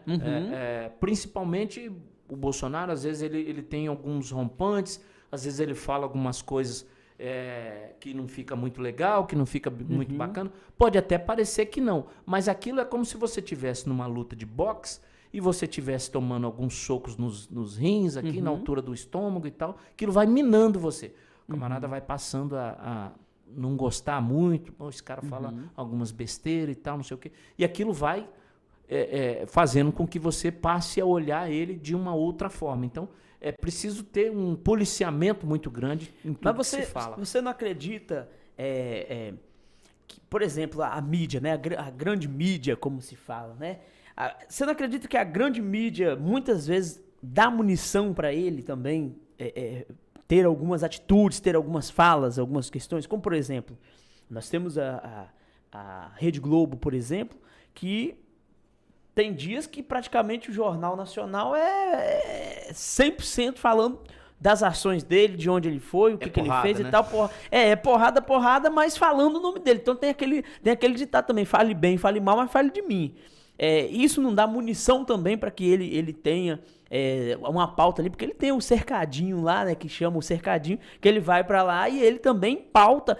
Antigamente, a mídia, ela pautava o dia a dia do cidadão. Hoje, o Bolsonaro, no contexto em relação a ele consegue pautar também. Então, ele vai para lá, ele coloca os assuntos que ele bem entender lá, ou que ele é orientado, ou que ele deseja. E aí depois a mídia vai replicando até chegar à noite, que é o Jornal Nacional, que é um dos meios de informação mais assistidos, com certeza, do nosso país. E aí acaba replicando o que ele vai falando. E isso não privilegia a fala dele, não privilegia a postura que ele tem? Essa parte é relativo, né? Depende de quem está ouvindo, se... naquele momento ali que está ouvindo, se concorda com ele ou não.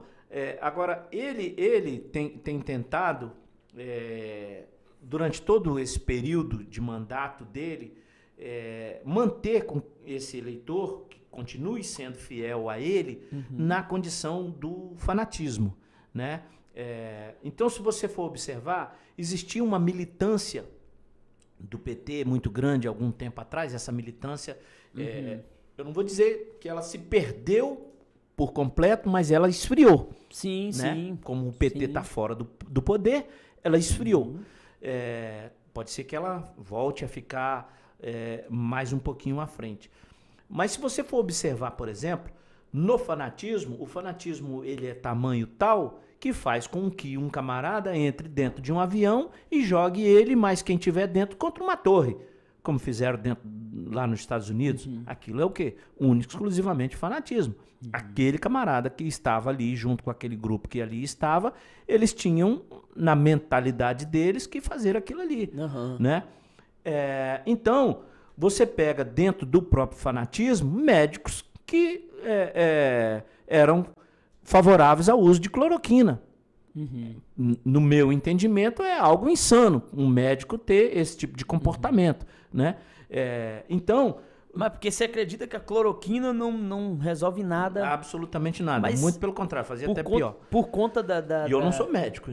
Da reincidência, que, por exemplo, a pessoa tomar a cloroquina e ainda continuar com eu vou pela ciência, né? COVID. Se a ciência não está dizendo que fazia bem, eu não tenho porquê. A ciência, por exemplo, mostrou por A mais B que o uso da máscara era benéfico à população. Né? Eu vi matérias onde diziam que eu com máscara e você com máscara, a chance de você contaminar, ou eu ou você, era quase que zero. Era quase que nenhuma. Eu com máscara e você com máscara também. Né? Então, isso é a ciência que provou. A ciência provou que a vacina é que iria fazer com que o índice de contaminação e de óbitos baixasse. E assim foi feito. Tanto que... Então, a cloroquina, por que eu, por exemplo, condenava o uso? Porque não tinha nenhum tipo de embasamento da ciência que pudesse levar a acreditar dessa forma. Né? E eu vi agora, por último aí, matérias, uma senhora lá, uma japonesinha que foi ouvida dentro da CPI, era uma defensora convicta de tudo isso aí. Mais uma vez seduzida pelo fanatismo. Né? Então, esse tipo de comportamento, depois lá na frente, ele acaba caindo por terra, né? Porque ele não se sustenta sozinho. Né? Então, quando ele perde a sustentação de o que é realidade e o que era invencionismo, vamos dizer assim, acaba perdendo todo o encantamento. E Eduardo, tem pergunta aí? Tem comentário de alguém? Pergunta? Não, eu só queria fazer uma colocação, mais uma vez, para o Erasmo, que eu já participei de um tipo de pesquisa eleitoral, que, se eu não me engano, é a qualitativa, mas de uma forma diferente do que você fez na colocação. Éramos, assim, pessoas escolhidas na sociedade, né, de diversos setores, onde iríamos todos para uma sala. Ali eram colocados temas sobre o candidato, sobre a cidade, e ali havia um debate. Se ainda isso está em uso, como é que está isso? Porque na qualitativa ela também tem outros viés de forma de condução, né? Que tem o focal group, que é chamado, né? E tem outras condições de qualitativa onde você... porque depende muito do que se quer descobrir, né? Então é por isso que tem diversas formas de fazer essa condução da qualitativa, né? Diversas não, geralmente são 2 ou 3 condições. Então, essa que você participou, provavelmente é do Focal Group. Deixa eu aproveitar aqui e mandar um abraço que está nos assistindo agora, mandou mensagem agora, ó, Padre Patrick está nos assistindo, um abraço, meu amigo Padre Patrick está nos assistindo aqui também, a minha amiga Késia Odaí, o Daí está assistindo a gente, bacana, hein? A você que está nos assistindo aí, nossa gratidão pela sua audiência, sempre continue conosco aí, também nos seguindo lá no Instagram, eita.oficial. É muito importante que você nos siga para que a gente possa ter aí um relacionamento bacana aqui em relação ao nosso programa, hein? E a você, amigo e amiga que está sempre conosco, vamos juntos aí continuar. E aí eu deixo aqui para você que está nos assistindo uma dica muito bacana, hein? Sempre que você estiver assistindo aqui um entrevistado, alguém que estiver conosco aqui, compartilhe com um amigo, com um familiar seu, para que outras pessoas também tenham acesso a esse conteúdo muito relevante. É muito importante isso. Erasmo, e aí? Considerações finais? Considerações finais? Deixa eu falar só de COSIVIP, ô Eduardo. Primeiro, eu quero falar para você que é comerciante, que é empresário.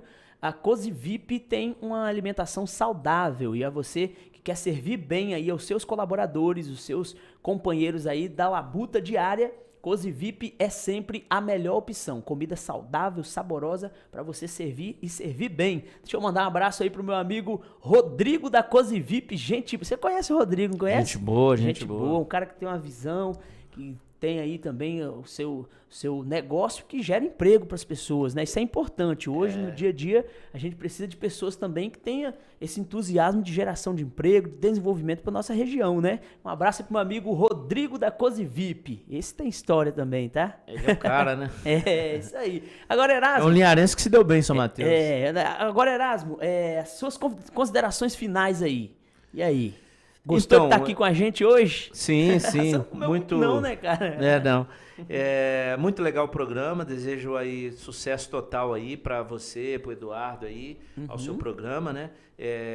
A gente fica satisfeito, graças a Deus. Pô, eu gostei bastante, cara. Essas questões mesmo. Foi o que mais demorou aqui? De pesquisa, rapaz, tem um aí que ganhou. Hein? Tá quase empatando com o Eliezer, né? Quase 2 horas de programa.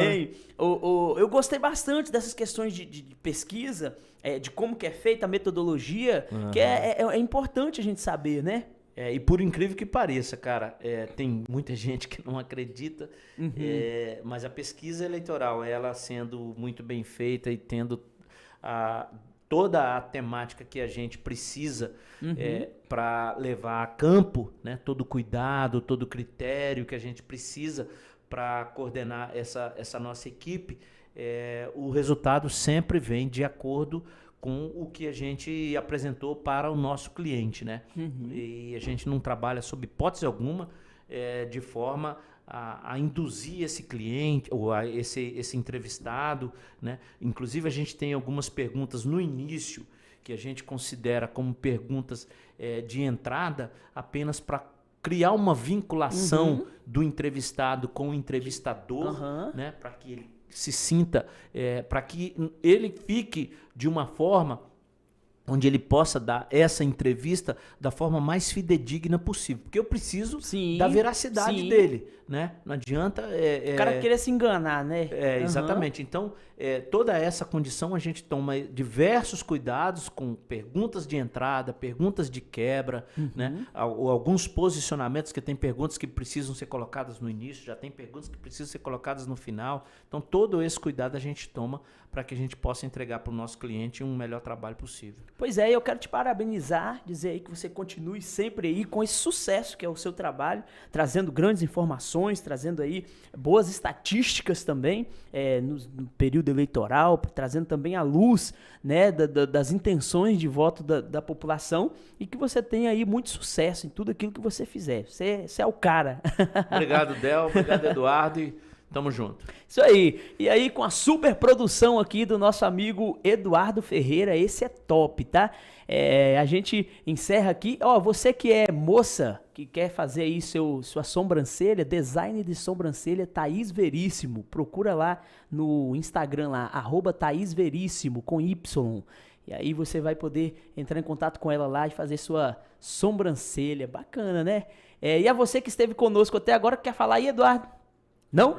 Então tá bom, tá encerrando mesmo. A você que esteve conosco até agora, minha eterna gratidão. Continue sempre conosco aí nos próximos convidados e que nós tenhamos aí muito sucesso pela frente. E aqui é sempre assim, quando a conversa é boa, o tempo voa. Até a próxima!